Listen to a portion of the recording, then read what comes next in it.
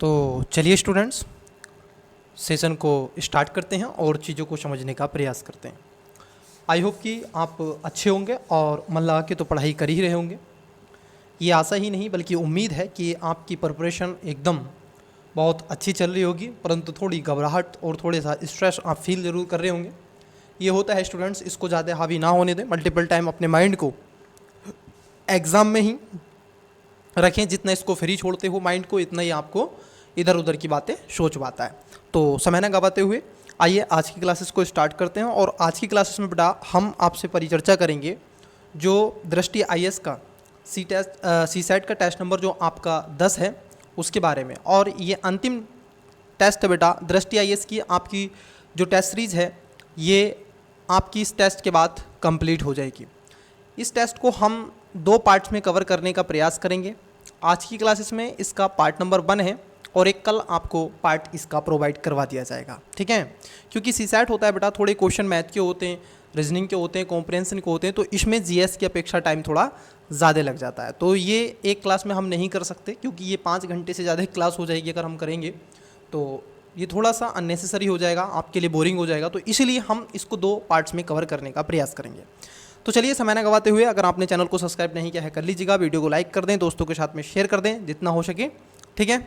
और इसका पीडीएफ पाने के लिए टेलीग्राम का लिंक डिस्क्रिप्शन में देके रखा है, ठीक है। जाइएगा, विजिट कीजिएगा, वहाँ से इसके आपको पीडीएफ प्रोवाइड करवा दी जाएगी क्लास के पश्चात, आप वहाँ से इसको डाउनलोड कर लेंगे। आइए समय न गवाते हुए देखिए परिच्छेद की तरफ बढ़ते हैं। परिच्छेद समझ लीजिएगा, यहाँ पर कह रहे हैं कि 4 प्रश्नों के आपको उत्तर देने हैं और 2 परिच्छेद को पढ़ करके इस पर आने वाले जो प्रश्न होंगे उनके उत्तर आपको क्या है, केवल परिच्छेद पर ही आधारित होने चाहिए, ठीक है। तो चलिए परिच्छेद पढ़ते हैं। मैं हमेशा बार बार कहता हूँ जब भी परिच्छेद आपसे कि परिच्छेद को पढ़ते समय, ये तो चलो पीडीएफ है आपके स्क्रीन पर, मेरे साथ भी आपके पास में ऑप्शंस नहीं है, मेरे पास में ऑप्शंस है कि मैं इसको मार्क कर सकता हूँ, कहीं मुझे कोई वर्ड दिखेगा की टर्मोलॉजी, बट आप भी कर सकते हैं जब आपके पास में पेपर आए, ठीक है। तो 2 ही तरीके होते हैं। कुछ स्टूडेंट्स होते हैं कि पहले पैसेज को पढ़ते हैं और कुछ स्टूडेंट्स होते हैं कि पहले पैसेज को नहीं क्वेश्चन को देखते हैं। तो पहले पैसेज को देखिएगा जहाँ तक मेरा मानना है, क्योंकि उससे आपके लिए बहुत ज़्यादा आप देखोगे हेल्पफुल ये हो जाता है। तो चलिए आइए आज की क्लास का पहला क्वेश्चन देखते हैं और पैसेज है ये आपकी स्क्रीन पर। आप चाहें तो इसकी गति थोड़ी सी स्पीड बढ़ा सकते हैं, आप चाहें तो यही चलने दे सकते हैं। देखिएगा, आधुनिक पर्यावरण विमर्श की दिशा मानव केंद्रित प्रतिमानों के साथ अटूट रूप से जुड़ी हुई है। क्या जुड़ी हुई है? आधुनिक पर्यावरण विमर्श की जो दिशा है मानव केंद्र प्रतिमानों के साथ अटूट रूप से जुड़ी हुई है, जहाँ प्राकृतिक जगत को शायद कभी अपने स्वयं के मूल्य, ये क्या आ गया, अपने स्वयं के मूल्य के लिए बिल्कुल मुख्यतः मानवीय उपयोगिता के साधन के रूप में महत्व दिया जाता है। यह ज्ञान मीमांसीय अभिविन्यास जिसे हमने प्रबोधन युग के तर्कवाद से विरासत में पाया है, एक ऐसी नैतिक संरचना का निर्माण करता है जहां संवेदनशीलता और तर्कशीलता नैतिक विचार के पूर्व शर्त बन जाते हैं। ऐसे ढांचे का स्वाभाविक परिणाम यह है कि पारिस्थितिकी तंत्र अमानवीय जीव और निर्जीव तत्व नैतिक दर्जे की परिधि पर ढकेल दिए जाते हैं, भले ही वे जीवन के ताने बाने के लिए अस्तित्वगत रूप से अनिवार्य हों। मानव केंद्रित नैतिकता मानवीय हितों को प्रमुखता देकर न केवल पारिस्थितिकी अखंडता को हाशिए पर डालती है, बल्कि विकास और प्रगति के आवरण में शोषणकारी संबंधों को भी वैधता प्रदान करती है। ऐसी उपयोगितावादी गणना में जब जो बात आप देखोगे अनुपस्थिति रह जाती है वह है अंतर विषयक नैतिक पारस्परिकता, जो एक अपकेंद्रीय नैतिक दृष्टिकोण से उत्पन्न हो सकती थी। वह दृष्टिकोण जहां नैतिक समुदाय का विस्तार मानवीय सीमाओं से परे किया जाता है। आइए देखते हैं क्या आपसे पूछा जा रहा है। तो इस पे क्या है, मानवीय विचार की बात की गई है और उसके साथ साथ पारिस्थितिकी तंत्र को जोड़ करके देखा जा रहा है उपयोगितावाद से, ठीक है। देखिए पहला इसमें पूछा क्या है आपसे पूछा है कि बेटा निष्कर्ष, ठीक है। देखो पहला है कि पर्यावरण नीति की नैतिक वैधता केवल मानवीय तर्कसंगता और संवेदनशीलता पर आधारित नहीं हो सकती, क्योंकि ऐसे मानवीय परिस्थिति रूप से महत्वपूर्ण लेकिन गैर संवेदनशील संस्थाओं को व्यवस्थित रूप से बाहर कर देते हैं। और बात ये एकदम सही हो जाएगी। वहीं आप देखोगे दूसरे की स्टेटमेंट की बात कर लें, ज्ञानोदय का युग नैतिक तर्क मानवतावादी विकास के लिए महत्वपूर्ण होते हुए भी अनजाने में एक पदानुक्रम की संरचना करता है जो पारिस्थितिकी हाशिए पर जोर जाने में सहायक होता है। देखो बेटा, दूसरा स्टेटमेंट गलत है क्योंकि ज्ञानोदय तर्क की आलोचना यहाँ पर की गई है, ना कि इसके महत्व की बात करते हैं। ठीक है, ये कह रहे हैं महत्व, नहीं, यहाँ पर इसके आलोचना की बात की गई है, तो दूसरा गलत। पर्यावरण गिरावट केवल मानवीय लापरवाही का परिणाम नहीं बल्कि गहराई से अंतर्निहित दार्शनिक ढांचे का प्रतिबिंब है जो पारिस्थितिकी पारस्परिकता पर मानवीय एजेंसी को प्राथमिकता देते हैं। और ये बात क्या है, आपकी सही है।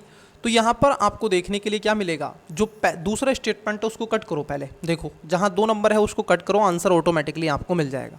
तो आंसर क्या है, चौथा भी सही है कि मानव केंद्रित मूल्यों पर आधारित कोई भी विकासात्मक मॉडल स्वाभाविक रूप से पारिस्थितिकी स्थिरता के लिए आवश्यक नैतिक समावेशिता के विपरीत है। बात एकदम सही है, तो सी इसका करेक्ट आंसर हो जाएगा। दूसरे स्टेटमेंट में आपसे पूछा गया पैसेज में कि ये कह रहे हैं कि आपसे दूसरे क्वेश्चन में पूर्व धारणाएं बनाएंगे। पहला, नैतिक प्राणियां जो गैर मानव विश्व को नैतिक विचार से बाहर करती हैं पारिस्थितिकी संकटों को संबोधित करने के लिए मौलिक रूप से अपर्याप्त हैं। बात एकदम क्या है आपकी, एकदम आप देखोगे ये बात सही है क्योंकि वो पूर्ण रूप से तो नहीं ना, तो वो अपर्याप्त है। बात एकदम सही है। नैतिकता का यह दार्शनिक रूप जो प्रशासनीय मॉडल मौजूद है जिसमें मानव और गैर मानव संस्थाओं को एक साझा नैतिक समुदाय के भीतर रखा जा सकता है। तो यहाँ पर आप देखोगे पहला और दूसरा पूर्व धारणाएं पूछी हैं, तो दोनों पूर्व धारणाएं इसमें देखने के लिए मिलेंगी, मतलब कि सी इसका करेक्ट आंसर हो जाएगा। चलिए नेक्स्ट क्वेश्चन देखते हैं।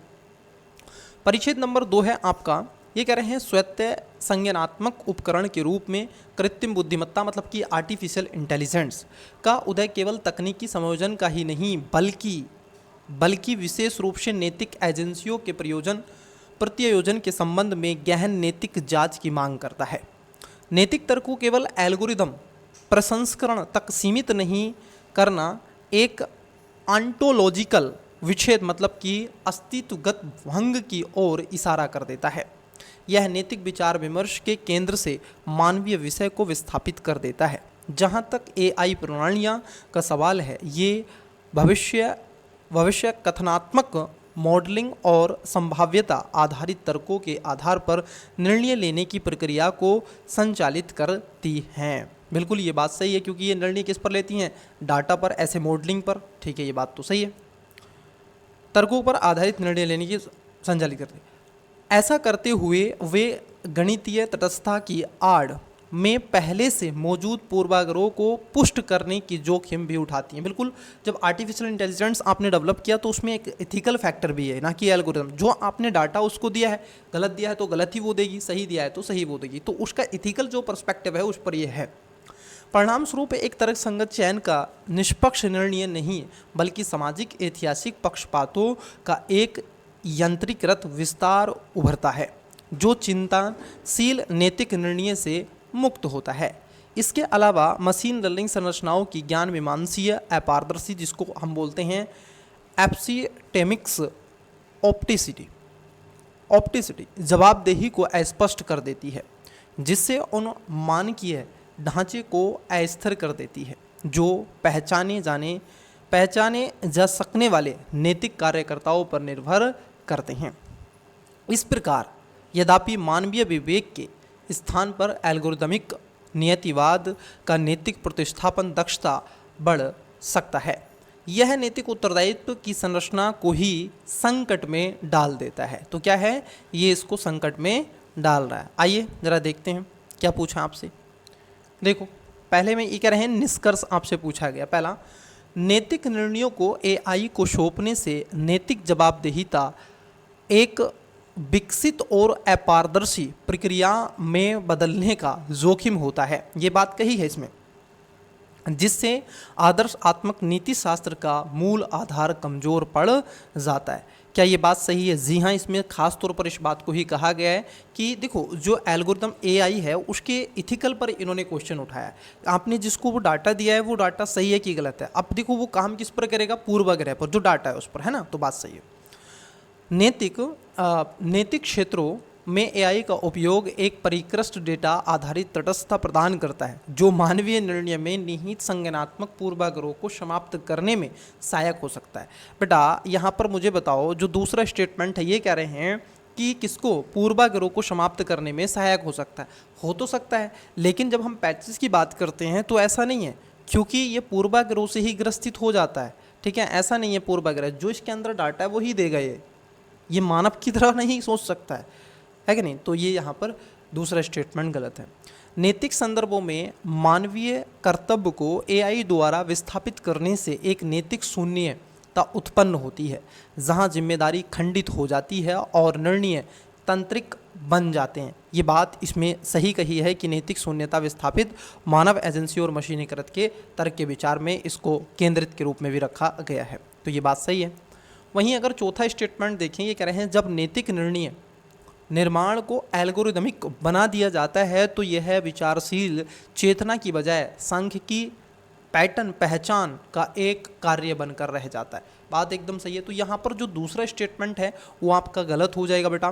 तो नंबर 2 को आप कट कर देंगे तो इसका राइट आंसर आपका निकल आएगा। ओके, तो इसका करेक्ट आंसर क्या है? ऑप्शन नंबर बी है 1, 3, 4। तो चौथा भी स्टेटमेंट आपका सही है, क्योंकि इससे क्या होगा? विचारशील चेतना की बजाय क्या होगा? एक सांख्यिकी पैटर्न नंबर आएगा, बस और कुछ नहीं।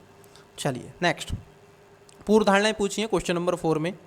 ठीक है, ये कह रहे हैं कि नैतिक तर्क में तार्किक प्रसंस्करण से अधिक शामिल है और इसमें प्रासंगिक जो संवेदनशीलता एवं चिंतनशील मानवीय निर्णय शामिल होना चाहिए। मतलब कि पूर्व धारणा ये कह रहे हैं कि ऐसा होना चाहिए। बिल्कुल सही बात है, क्योंकि इसमें नैतिक तर्क और तार्किक प्रसंस्करण पर आधारित इसमें प्रासंगिक संवेदनशीलता और चिंतन भी मानवीय है जो निर्णय में शामिल होना चाहिए। नैतिक विकल्पों को स्वचालित करने का कोई भी प्रयास स्वाभाविक रूप से उन्हें पूर्व प्रोग्राम किए गए पैटर्न में बदल देता है जो नई नैतिक जटिलता के अनुकूल नहीं हो सकता। बात एकदम सही है, बिल्कुल नहीं हो सकता, क्योंकि आपने जो इसको डाटा दिया है उसी पर तो ये सारी चीज़ें हैं। तो यहाँ पर क्या हो जाएगा? दोनों बातें आपकी क्या हो जाएंगी बेटा? यहाँ पर सही हो जाएंगी। ठीक है, सी इसका करेक्ट आंसर हो जाएगा। पूर्व धारणाएं पूछी थी, दोनों सही हैं। नेक्स्ट क्वेश्चन, आइए देखिए क्वेश्चन नंबर 5। ये कह रहे हैं 3 संख्याओं को संख्या n से विभाजित करने पर शेषफल ये आपका आता है 57, 61, 79 प्राप्त होता है। यदि इन 3 संख्याओं के योगफल को n से विभाजित देने पर शेषफल 7 प्राप्त होता है तो n का संभावित मान क्या होगा? अब ये क्वेश्चन देखने में तो बड़ा हार्ड लग रहा होगा। बिल्कुल हार्ड तो लगना चाहिए, क्योंकि स्टूडेंट्स आप मुझे बताओ 3 संख्याएं कौन कौन सी हो सकती हैं? अज्यूम करो 3 संख्याएं कौन कौन सी हो सकती हैं बेटा। ज़रा आप इस बात को सोचे तो अच्छा रहेगा। देखो 3 संख्याएं, मैंने कहा कि सर जो 3 संख्या है मान लेते हैं वो हम A, B, C, ठीक है, ये हमने 3 नंबर ले लिए हैं। अब इन संख्याओं को मैं कहूँ कि अगर मैं n से भाग देता हूँ तो हमारा जो रिमाइंडर आता है 5, 7, 6, 1 और 7, 9 आता है। ठीक है, यही आता है। ओके, और अगर मैं कहूँ कि इस संख्या के योग को जब मैं भाग करता हूँ तो क्या आता है? आप देखोगे तो 7 प्राप्त होता है। तो n का संभावित मान आपसे पूछा गया। अब जरा बेटा यहाँ पर समझो। देखो मैंने कहा, मान लीजिए वो संख्या जब a मैंने कही थी आपसे, ठीक है, a मैंने कहा था, तो मुझे बताओ जब हम निकालते हैं, जब हम कोई नंबर निकालते हैं, मतलब कि ये संख्या निकालते हैं, ये क्या है? भाज्य है। भाज्य बराबर क्या होता है? भाजक गुणा भागफल प्लस शेषफल होता है। तो हमने क्या कर लिया, जो आपका भाजक है उसको लेंगे, ठीक है, भाजक जिससे भाग कर रहे हैं, और भाज्य, ठीक है, जिसका भागफल है, भाज्य बराबर भाजक गुणा भागफल प्लस शेषफल होता है ना। तो हमने कहा n इंटू a, ये इसका फल था, और प्लस रिमाइंडर। तो पहला वाला ले रहे हैं, तो पहले वाले में कितना है? 57 आ रहा है। यहाँ तक कोई दिक्कत नहीं होनी चाहिए। फिर हमने कहा b का मान ले रहे हैं, तो b का कितना आ रहा है? 61। तो हम कह रहे हैं n into a plus 61। c बराबर करें तो n इंटू a प्लस कितना है? 71। 9। यहाँ तक किसी को भी कोई दिक्कत नहीं होगी। अब मान लीजिए तीन संख्याओं के योग से बनने वाली संख्या, अगर मैं कहूँ जो संख्या है तीन संख्या के योग से कौन सी संख्या बनेगी, यही तो बनेगी ना, a प्लस बी प्लस सी, बोलो यही बनेगी कि नहीं। अब मुझे बताओ a यहाँ पर तीनों जगह है, ए बी सी अगर मैं इसमें से ले लूँ तो यहाँ पर हम लेंगे इनटू, बराबर हो जाएगा क्या, n होगा इनटू सॉरी n हो जाएगा, 1 सेकेंड रुकिएगा, हमने इसको इधर ले लिया तो ये आएगा n इंटू ए प्लस बी प्लस सी, ठीक, बराबर कितना है, इनका सबका योग क्या हो गया बताओ, जोड़ो, ये हो जाएगा 97 और ये हो जाएगा 197, कितना हो जाएगा 197, 197 होगा, ज़्यादा होगा, 10 7 97, 6 दूनी 12, 7 दूनी 14 13 और ये गड़बड़ हो रहा है क्या कुछ, ये हो जाएगा 17 का 7 एक कैरी का, 7 दूनी 14 और 14 5 19, हाँ ठीक है 197 यही आएगा, तो 197 आ जाएगा।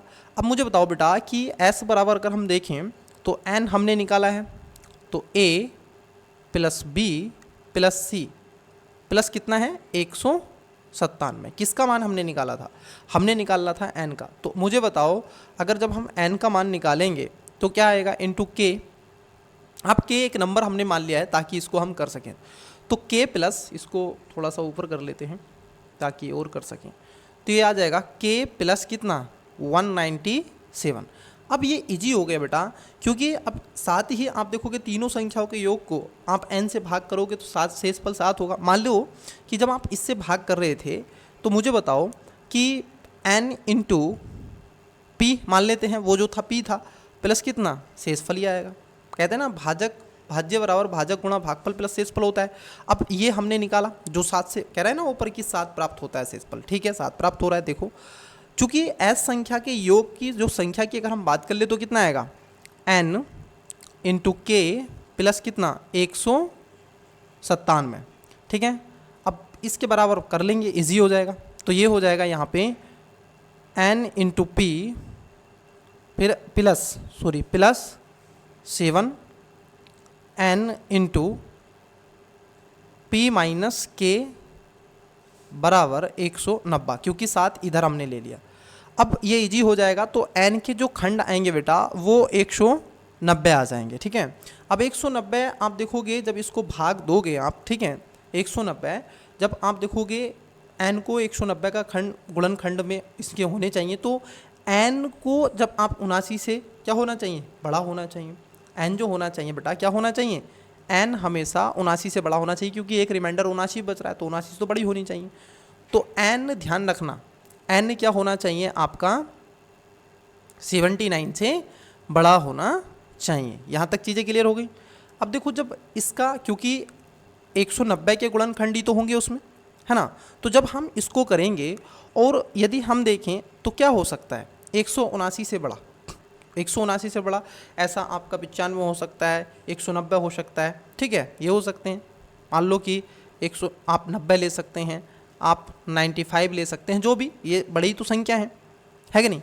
वहीं इसलिए n के 2 मान हो सकते हैं, या तो आप देखोगे ये तो 2 मान इसके आने चाहिए, एक तो आ जाएगा 95 या फिर एक आ जाएगा आप देखोगे 190, तो ये इसके मान यहाँ पर आपको देखने के लिए मिल जाएंगे। तो क्या है 95 और 2 मान हैं इसके बेटा, कितने मान हैं 2 मान हैं।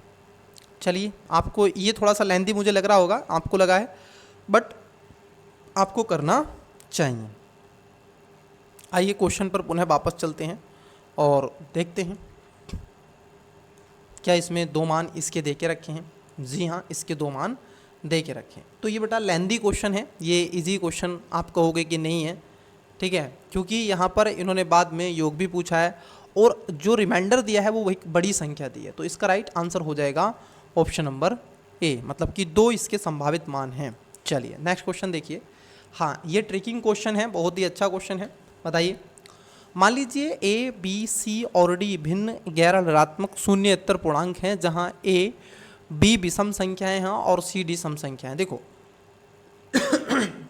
मैं कहूँ जो नंबर है 1 2 3 4 5 6 7 8 9, ये हमारे पास नंबर है।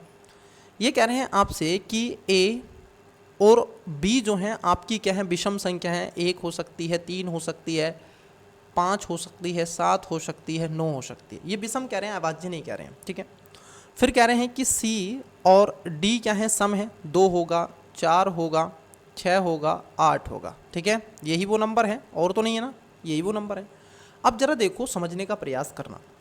पहला स्टेटमेंट को जरा लो और आसानी से समझो साधारण भाषा में। देखो ये कह रहे हैं कि b प्लस, देखो b क्या है बेटा, b आपका एक विषम नंबर है।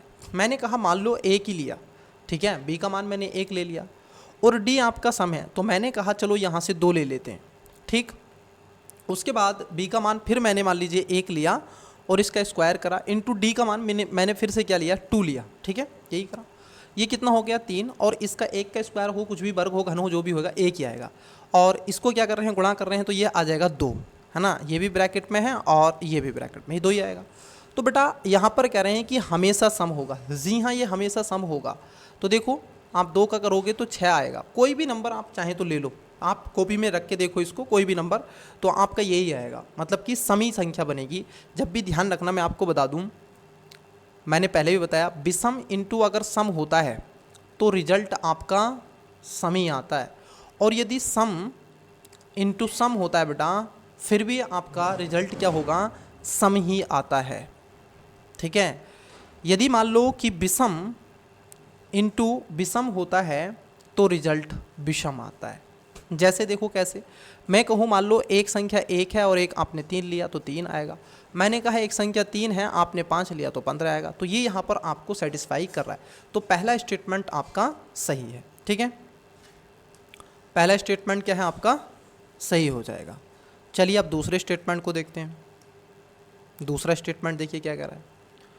दूसरे स्टेटमेंट में कह रहे हैं कि ए बी माइनस सी, ठीक है। अब देखो जो सी है वो सम है, तो b हम बड़ा लेंगे। तो मान लीजिए b का मान हमने 3 ले लिया, माइनस c का मान हमने क्या लिया, मान लो कि 2 ले लिया, ठीक है, और इसका स्क्वायर इनटू, अब क्या कर रहे हैं, a का मान, a क्या है हमारे पास में, विषम है ना, तो हमने फिर 3 ले लिया, और यहाँ से हमने कहा कि एक हम मान लो कि 2 ले लेते हैं, है ना, d का मान, ये सम ले लेते हैं। तो यहाँ पर कितना आएगा, 1 आ जाएगा बेटा, और यहाँ पर भी कितना आएगा, 1 आएगा। अब जब आप करोगे तो क्या आएगा, आप देखोगे यहाँ पर भी 1 आएगा। तो 1 क्या है, हमेशा विषम। कोई भी नंबर ले लो, कोई भी आप ले लो नंबर, जाओ चलो 5 ले लेते हैं, 5 माइनस 2 ले लेते हैं, स्क्वायर इनटू यहाँ पर भी 5 ले लेते हैं, ये 7 ले लेते हैं, चलो यहाँ पे 7 माइनस, चलो यहाँ पे 4 ले लेते हैं आप कहो तो कितना हो जाएगा, 3। 3 का स्क्वायर कितना होता है, 3 या 9 होता है, इनटू ये इसमें से चला जाएगा तो कितना बचेगा, 7 में से 3 जाएगा, सॉरी 4 जाएगा तो 3 बचेगा, 9 क्या होते हैं बेटा 27। देखो अब भी विषम है, तो विषम ही आएगा, ये भी सही है, ये भी सही है। तो इसका राइट आंसर क्या हो जाएगा, ऑप्शन नंबर सी। दोनों बातें आपकी सही हो जाएंगी।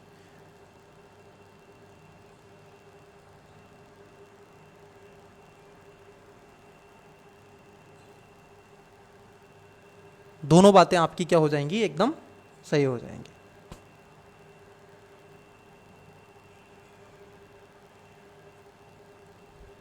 चलिए नेक्स्ट क्वेश्चन लेते हैं। क्वेश्चन नंबर आपका 7 है। देखिए क्वेश्चन नंबर क्या है बेटा, 7 हम लेते हैं। आइए क्वेश्चन नंबर 7 आपका समझना, थोड़ा सा टैकिल है क्वेश्चन। इजी तो नहीं कहूँगा मैं कि बहुत इजी है, कोई भी कर लेगा, लेकिन अच्छा है ये पेपर, थोड़ा इन्होंने लेंदी भी बनाया है, घसीटते हुए बनाया है। मैं कहूँगा कि देखो समझना इसको, ये कॉन्सेप्ट पर समझने पर है।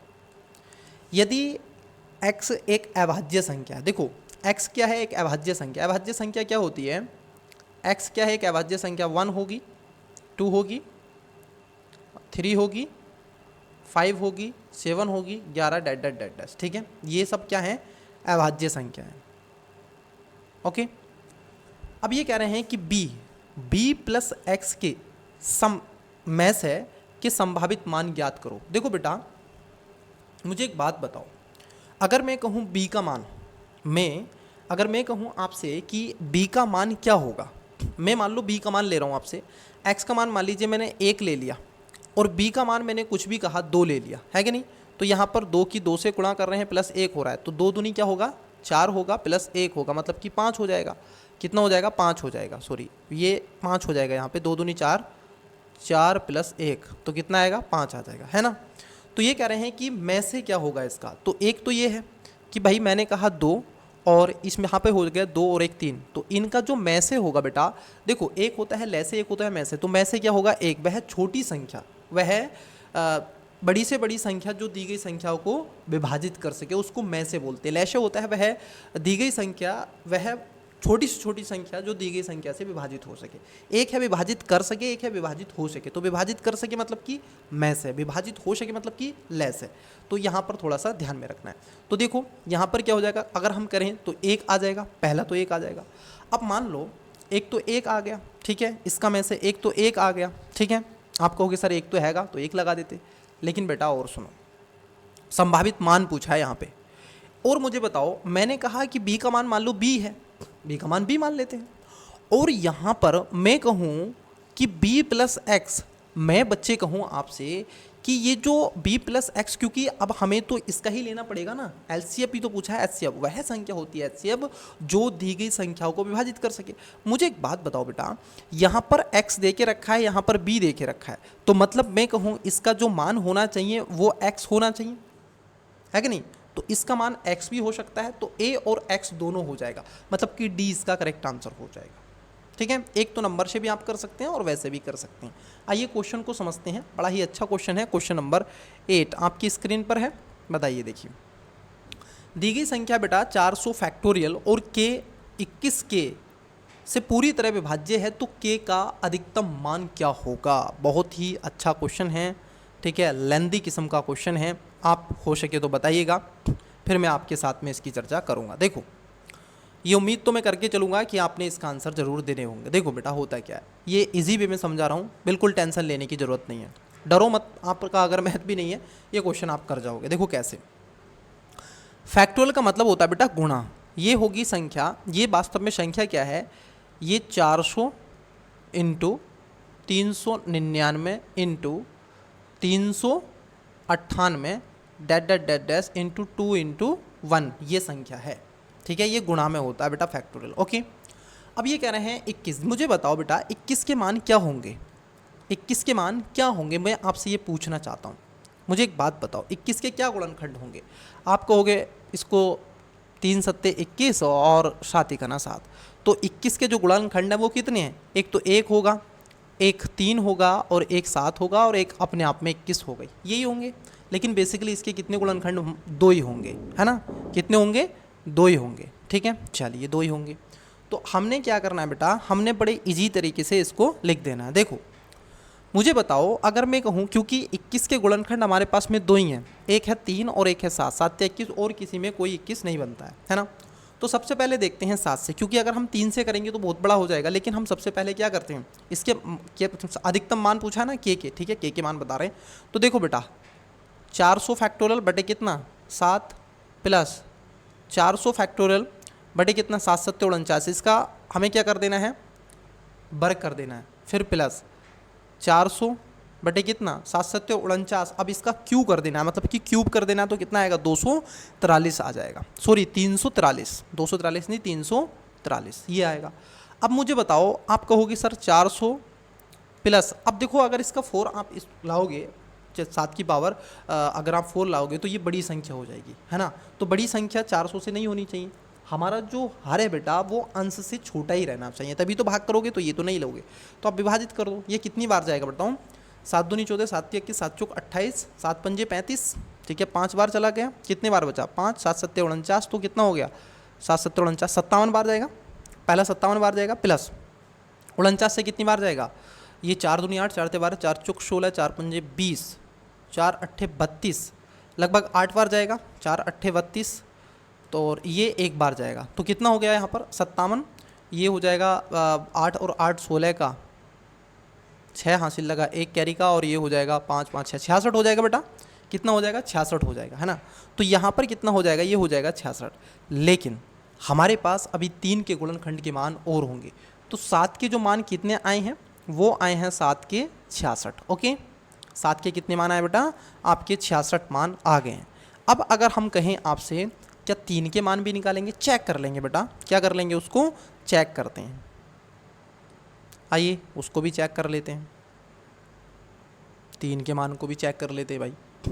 तो देखो 400 फैक्टोरियल बटे 3 प्लस 400 फैक्टोरियल बटे कितने हो जाएंगे, देखो 3 तिया 9 प्लस 400 बटे कितना, 3 तिया 9 तिया 27 प्लस 400। अब देखो 3 तिया 9 तिया 27, 27 तिया कितने होते हैं बताओ, अरे बोलो हाँ, 27 तिया कितने होते हैं, 81। कितने होते हैं, 81 प्लस फिर 400 बटे कितना हो जाएगा, 81 तिया 3 इकना 3 और 8 तिया 24, 243। ठीक है, ये हो जाएगा। अब बेटा इसको आप सोल्व करो तो जानो, देखो जब आप इसको पहले वाले को करोगे तो कितना आ जाएगा बताओ, इसको आप डिवाइड करोगे 3 इकना 3, कितना हो जाएगा, 3 तिया 9, 3 तिया 9, तो 133 प्लस 9 चौक 36, 9 चौक 36 44, 27 से काटो इसको 7, ये आ जाएगा 12 दूनी 24, ये जाएगा आपका 14 दूनी 28, हाँ 14 बार चला जाएगा, 14 प्लस 81 से देखो कितनी बार जाएगा, 4 बार जाएगा, 8 चौक 32, हाँ 4 बार, और ये 1 बार ही जाएगा, तो 1। सबको ऐड ऑन कर दो, सबको ऐड करोगे 33, ये 44 प्लस 14 प्लस 4 प्लस 1 कितना हो जाएगा, ये हो जाएगा बराबर में आपका कितना हो जाएगा, 196। अब बेटा मुझे एक बात बताओ, आपसे हमने पूछा था कि 400 में 21 के जो गुणजखंड होंगे वो क्या होंगे, 66, अतः के का अधिकतम जो मान होगा वो 66 होगा। ठीक है, क्या होगा, 66 होगा। तो अधिकतम जो मान पूछा है, तो 21 का जो के का आपसे पूछा गया था, तो के का मान 66 होगा, तो 66 का है, बी इसका राइट आंसर हो जाएगा, ना कि आपका 196 होगा। ठीक है, तो जो बड़ी संख्या होती है बेटा उसके ही मान को हम लेते हैं, जैसे आपने 0 निकाला होगा अधिकतर केसेस में। इसमें एक सवाल है वो हम बताएंगे आपको 0 वाले में, ठीक है, तो वहाँ पर 5 से ही निकालते हैं, तो ऐसे यहाँ पर इससे निकाला जाता है बड़ी संख्या से। चलो देखो क्वेश्चन समझो, ये भी बहुत बढ़िया क्वेश्चन है। देखो ये कह रहे हैं n 3 अंकों वाली उन संख्याओं की कुल संख्या है जिसके अंकों का गुणनफल 2 से अधिक लेकिन 7 से कम है। n के संबंध में निम्नलिखित में से कौन सा सही है। फिर से बोल रहा हूँ कि n 3 अंकों वाली संख्या है, n बराबर क्या है बेटा, 3 अंक है, 1 2 3 ये है, और ये कह रहे हैं कि उसके गुणनफल 2 से तो अधिक होंगे और 7 से कम होने चाहिए इनके संख्याओं के गुणनफल। देखो बेटा मैं कहूँ आपसे कि 1 1 2 ले लो, ठीक है, इसके गुणनखंड देखो कितना आएंगे, 2 आएंगे, तो 2 से तो अधिक ये कह रहे हैं ना, क्या कह रहे हैं आपसे, 2 से अधिक बता रहे हैं, है ना, तो इसको नहीं ले सकते क्योंकि 2 आ रहा है, तो हम इसको नहीं ले सकते। तो क्या ले सकते हैं, आओ हम ले सकते हैं 3 इंटू 3 इंटू 3, तो इन्होंने कहा ना, तो देखो कितना आएगा 3। फिर हम क्या कर सकते हैं 1 इंटू 3 इंटू 1 3, फिर हम ले सकते हैं 1 1 3, अब इसमें मल्टीप्लिकेशन बीच में ही है 3, ठीक है, इसको ले सकते हैं, 3 हो गए। अब हम क्या कर सकते हैं बेटा, हम ले सकते हैं आपसे 1 4 1, तो 4 आ जाएगा, फिर ले सकते हैं 1 1 4, ये 4 आ जाएगा, फिर ले सकते हैं 4 1 1, तो फिर 4 आ जाएगा।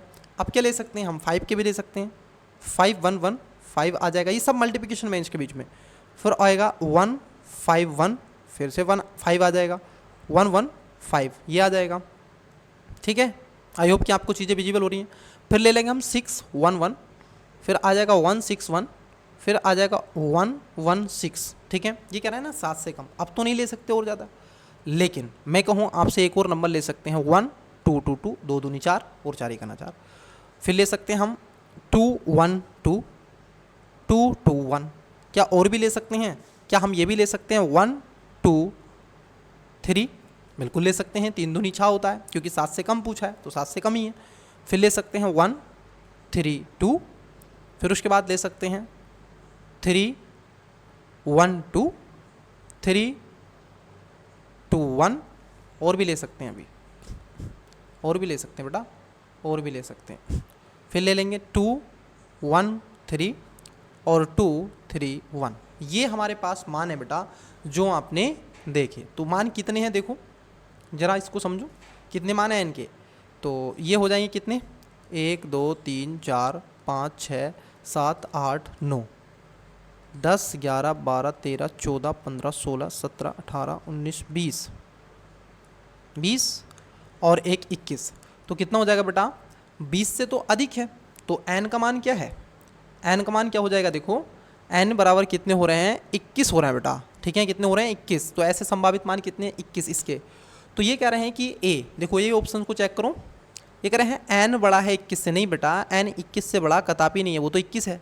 तो ये कह रहे हैं n बड़ा है 0 से, बेटा 0 से तो बड़ा है, ये बात तो ठीक है, लेकिन इसको देखो, ये को n, देखो n क्या है? 20 से बड़ा है, लेकिन n से बड़ा कौन है? 29। हाँ 29 तो हमेशा बड़ा है, क्योंकि 29 21 से बड़ा है। तो n का मान मैं कहूँ यहाँ पे रख देते हैं 21। तो देखो 20 से बड़ा कौन है? 21, 21 से बड़ा 29। तो राइट आंसर क्या है? Option number A. Got it. तो ये इस तरीके से सवाल करना था, लेकिन इसमें बेटा काउंट ही करना है और कुछ नहीं। देखो क्वेश्चन ये इजी सा क्वेश्चन है, इसका आंसर तो आप बता ही देंगे। कुछ के आंसर मैं आपसे से चाहता हूँ, मेरी ये संभावनाएं रहती हैं कि जी ओब्स द इजी क्वेश्चन आप बताएं। जैसे ये क्वेश्चन है बेटा 10 नंबर का क्वेश्चन, आप ही कमेंट्स करें इसका आंसर क्या होगा। जैसे मैं आपको समझा देता हूँ इसमें क्या करना है। देखो BASIC, ठीक है, ये लिखा पड़ा बेसिक। तो बेसिक का मान क्या है? DULE। अच्छा ये आई है ना, हाँ, तो ये मान है इसका, ठीक है। अब इसको कर देना है, देख लेना है गैप कितने, कैसे 2 है तो +2 हो रहा है, यहाँ पर कितना है? 3 हो रहा है, फिर ये 19 और 2 21, 2 हो रहा है, फिर +9 और 3 12 हो रहा है, प्लस फिर 2, इस तरीके से जोड़ देना है बस, और कुछ नहीं करना है। इसी में भी ऐसी कवर में ऐसी आप जोड़ दोगे तो राइट आंसर आ जाएगा, ठीक है, राइट आंसर इसका आ जाएगा। चलिए नेक्स्ट क्वेश्चन, राइट आंसर आना चाहिए इसमें आपका, ठीक है। क्वेश्चन नंबर जो 10 है, 10 नंबर का जो क्वेश्चन है बेटा, इसमें राइट आंसर आपका ERXH, ठीक है, आना चाहिए ERXHT। चलिए नेक्स्ट क्वेश्चन की तरफ बढ़ते हैं। देखिए परिच्छेद है आपका, नेक्स्ट क्वेश्चन। 1-2 परिच्छेद मैं आपके लिए दे रहा हूँ, पढ़ के बताइएगा। आराम से वीडियो को पॉज करें, क्वेश्चन को पढ़ें, आराम से पढ़ें, क्योंकि मैं चाहता हूँ आप लगभग 1 से 2 पैसेज का मैं फिर आंसर मैं आपको डिस्कस करूँगा, बताऊँगा, आप देख चेक करना कि आपका सही है गलत है। वीडियो को पॉज करके पढ़ो बेटा, पैसेज पढ़ो आराम से। ये लो, ठीक, ये इसके ऑप्शन है इधर, क्योंकि ये मुझे टेस्ट आपसे लगवाना था, बट फिर भी ताकि आपको थोड़ा सा कहीं क्वेश्चन में थोड़ा बहुत रहे तो मैं समझा सकूं, इसलिए मेरा उद्देश्य ये है। चलिए आइए, आपने पढ़ लिया, चलिए देखिए ऑप्शंस की तरफ चलते हैं। इसका जो करेक्ट आंसर होगा बेटा, ऑप्शन नंबर आपका ए हो जाएगा। बताइएगा कितनों का ए था, ठीक है, पूर्व धारणा वाला बताइएगा। मैं पैसेज आपसे पढ़वाना चाहता हूँ, और वैसे जो क्वेश्चन है मैथ वगैरह के वो मैं करूँगा, ठीक है, जो क्योंकि आपको कई बच्चों को मैथ नहीं आता है, तो इसलिए ताकि जल्द से जल्द चीज़ें हो सकें, मेरा कहने का तात्पर्य यही है। तो बताइए 12 का, देखो 12 का जो राइट आंसर होगा बेटा, इसमें दूसरा स्टेटमेंट गलत है, पहला स्टेटमेंट सही है, तो right answer option number A हो जाएगा। क्यों? क्योंकि दूसरा इसलिए गलत है, परिच्छेद का तात्पर्य है भावनात्मक रूप से प्रेरक कथाएं, गीत जो गति प्राप्त करती हैं और यह पुष्टि नहीं करती कि वे अधिक ज्ञानात्मक अधिकार प्राप्त करते हैं, और इसके लिए उन्हें अधिक नियोजित या फिर सत्य के रूप में पहचानना आवश्यक हो, जिसका समर्थन नहीं किया गया। तो ये कह रहे हैं कि ज्ञानात्मकता अधिकार रखती हैं, नहीं बेटा, अधिकार नहीं रखती हैं, तो इसलिए इसका ए था।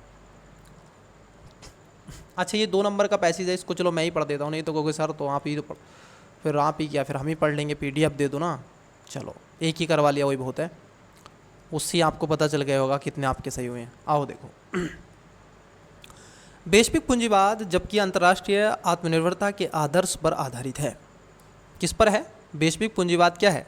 अंतर्राष्ट्रीय अंतर्निर्भरता के आदर्श पर आधारित है।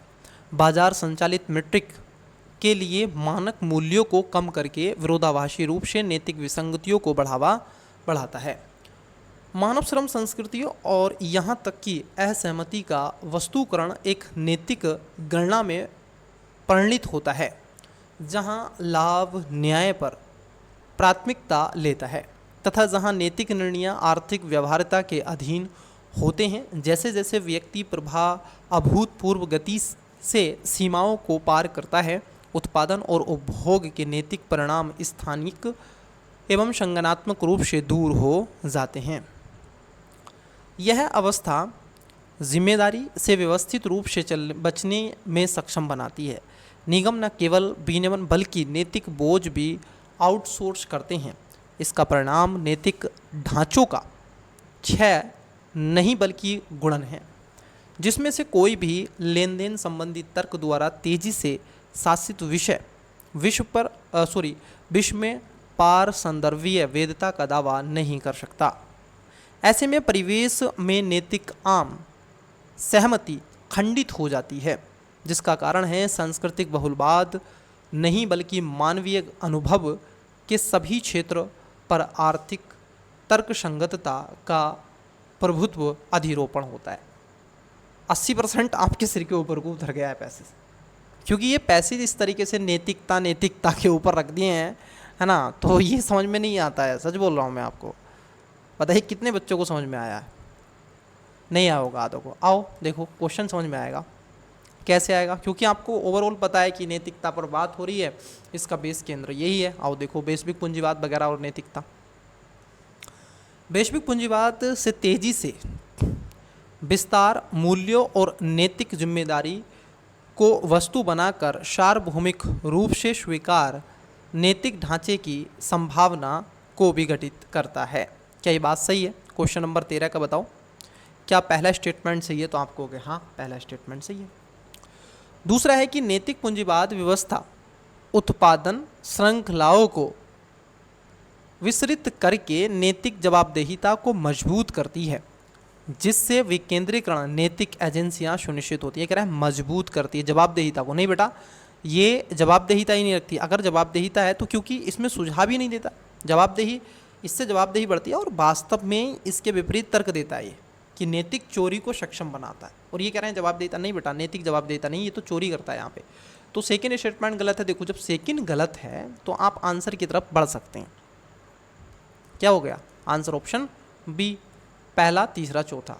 तीसरा सही है, हाँ बिल्कुल। देखो बाजार तर्क जब आप देखोगे डिफ़ॉल्ट आयोजन सिद्धांत के रूप में लागू किया जाता है तो नैतिक विचार विमर्श को लाभप्रदाता के अधीनस्थ कार्य में बदल देता है। नंबर 4 में कह रहे हैं वैश्विक पूंजीवाद में देखा गया है कि नैतिक विखंडन अंतर्निहित सांस्कृतिक सापेक्षवाद की तुलना में आर्थिक साधनवाद से अधिक उपजा है। तो इसका जो राइट आंसर हो जाएगा ये भी सही है, तो वी इसका करेक्ट आंसर हो जाएगा। चलिए नेक्स्ट क्वेश्चन देखते हैं।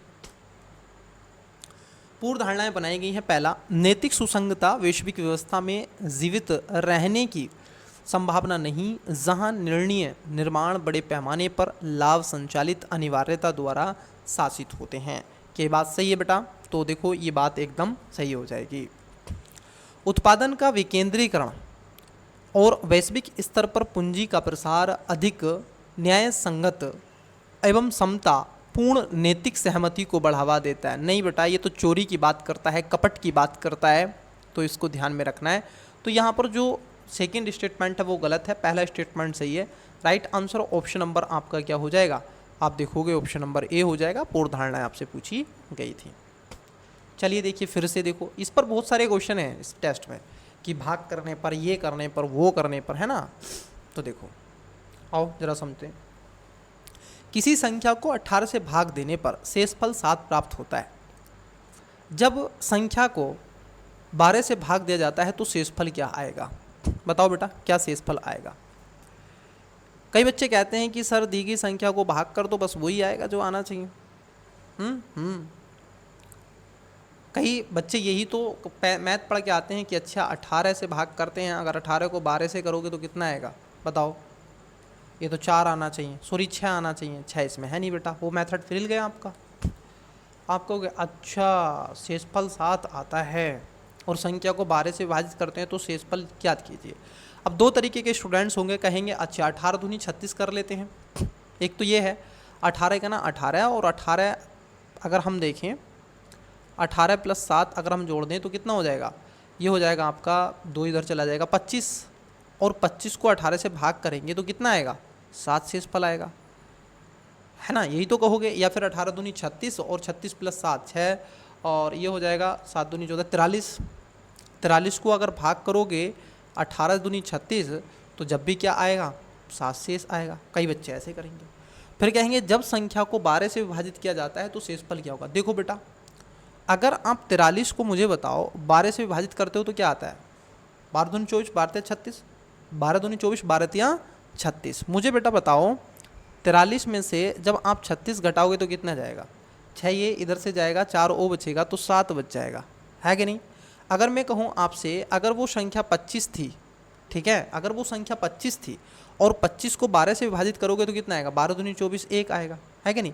तो यहाँ पर 1 और कितना हो जाएगा, 7 इसका आना चाहिए, ठीक है। भाग दिया जाए तो शेषफल ज्ञात कीजिए। बिल्कुल, यहाँ पर 1 भी हो सकता है और 7 भी हो सकता है। तो राइट आंसर क्या है, अगर संख्या वो मान लो 43 होती तो 7 शेष बचता है, तो यहाँ पर 7 इसका भी बचता।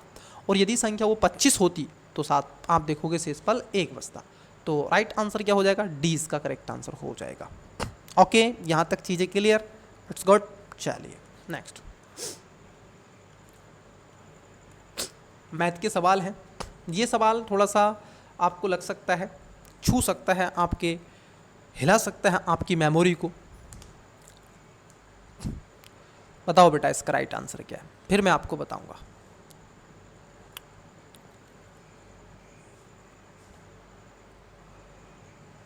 देखो इसमें एक आपको नंबर समझना होता है। अगर आप उस चीज़ को समझ गए तो आंसर आप इसका निकाल ले जाओगे। देखो आई होप कि आपने इसका आंसर दिया है, 16 नंबर का आंसर दिए हैं। देखो क्या है, मुझे बताओ यहाँ पर 9.1475 इंटू 228.9 इंटू 0.0078 इंटू 7.5 और इसके आपसे इक्वल पूछा है, ठीक है। देखो मुझे बताओ बेटा, जब मैं कहूँ आपसे, समझना, यहाँ पर मैं कहूँ 1.5 तो कितना आएगा, इसको अगर पॉइंट को उड़ाएंगे तो यह आ जाएगा आपका 15 अपॉन 10, यही आएगा। तो वैसे ही नंबर यहाँ पर दे के रखा है, ठीक है, ऐसे ही नंबर आपको यहाँ पर दे के रखा है। मुझे एक बात बताओ, जब आप इसको उड़ाएंगे तो इसके नीचे कितने आप जीरो लगाएंगे, 4 जीरो लगाएंगे, गॉट इट। जब आप इसको उड़ाएंगे तो कितने जीरो लगाएंगे, 1। जब आप इसको उड़ाएंगे तो कितने जीरो लगाओगे, 4। और जब आप इसको उड़ाओगे तो 1 जीरो लगाओगे। मुझे एक बात बताओ बेटा, टोटल जीरो आपने कितने लगा दिए, 4 + 1 5, 4 + 1 5, 5 कितने होते हैं, 10। तो टोटल जो 10 जीरो हमने यहाँ पर यूज़ किए हैं, कितने जीरो यूज किए हैं, 10। अब मुझे एक और बात बताओ बेटा, इसमें हमने 10 जीरो यूज किए हैं, कितने, 10 जीरो ऊपर वाली संख्या में। अब ऐसे ही आप ऑप्शन चेक कर रहे थे तो बड़ा इजी हो जाता। जैसे आप देखो पहली वाली संख्या में क्या 10 जीरो मिलेंगे हमें, देखो यहाँ पर अगर इसको हम उड़ाएंगे तो 4 जीरो यहाँ पर मिल जाएंगे हमें। यहाँ पे उड़ाएंगे तो बेटा कितने मिल जाएंगे, 2 जीरो यहाँ पर मिल जाएंगे। और यहाँ पर उड़ाएंगे तो 2 जीरो यहाँ पर मिल जाएंगे। 4 और 2 6 और 2 8, नहीं बेटा यहाँ पर 10 जीरो नहीं आ सकते क्योंकि बराबर पूछा है। अब यहाँ पर देखो, यहाँ पर पॉइंट ही नहीं है। अच्छा एक यही है तो 1 2 3 4 5 6 7 8 9, तो यहाँ पर 9 जीरो मिल पा रहे हैं। यहाँ पर आपके कितने, 8 मिल पा रहे हैं और होने कितने चाहिए, 10। सी में देखो यहाँ पे अगर उड़ाओगे तो कितने, 2 जीरो मिलेगा, 1 2 3 4, यहाँ पर 4 जीरो मिलेगा और यहाँ पर 1 2 3 4 जीरो यहाँ पर मिलेगा। मुझे एक बात बताओ बेटा, आप जीरो देखो हमको 10 बनाने थे तो यहाँ पर कितना हो गया, 4 4 8 और 2 10। तो इसका राइट आंसर क्या है, ऑप्शन नंबर सी इसका करेक्ट आंसर हो जाएगा। ये इसमें था मेथड, और कुछ भी आपने नहीं करना था क्योंकि किसके बराबर पूछा बेटा, तो ये इसके बराबर है, किसके, सी के। नेक्स्ट देखो क्वेश्चन जरा समझो। ऐसा क्वेश्चन यूपीएससी ने 2021 में या 19 में पूछा है शायद, मैं अगर सही रिकॉल करवाऊँ 20 और 21 में पूछा है शायद ऐसा क्वेश्चन, बिल्कुल सेम यही क्वेश्चन था, ठीक है। लेकिन उन्होंने क्या था, ऐसे कहा था कि x दिन को मिलते हैं और अब बताइएगा नेक्स्ट कब दिन मिलेंगे। तो यहाँ पर क्या है, उसमें उसने ऐड ऑन नहीं करवाया था, लेकिन यहाँ पे स्थिति कुछ और है। देखो क्या है, आओ समझते हैं। ये कह रहे हैं कि x y और z यही है। देखो x क्रम से 1 महीने की 10 तारीख को मिलता है, ठीक है, y 12 तारीख को मिलता है और जो जेड है वो 15 तारीख को मिलता है। अगर ये कह रहे हैं तीनों का पहला मैच सोमवार को होता है, ठीक है, तो वह किस दिन ज्ञात कीजिए जिस दिन तीनों पुनः मैच खेलेंगे। देखो इसका एल्सम ले लेते हैं, 60 हो जाएगा, तो कितनी बार जा रहा है 6 बार, और ये कितनी बार जा रहा है 12 पंजे 60, 5 बार, और ये 15 चौका 60, यही जा रहा है।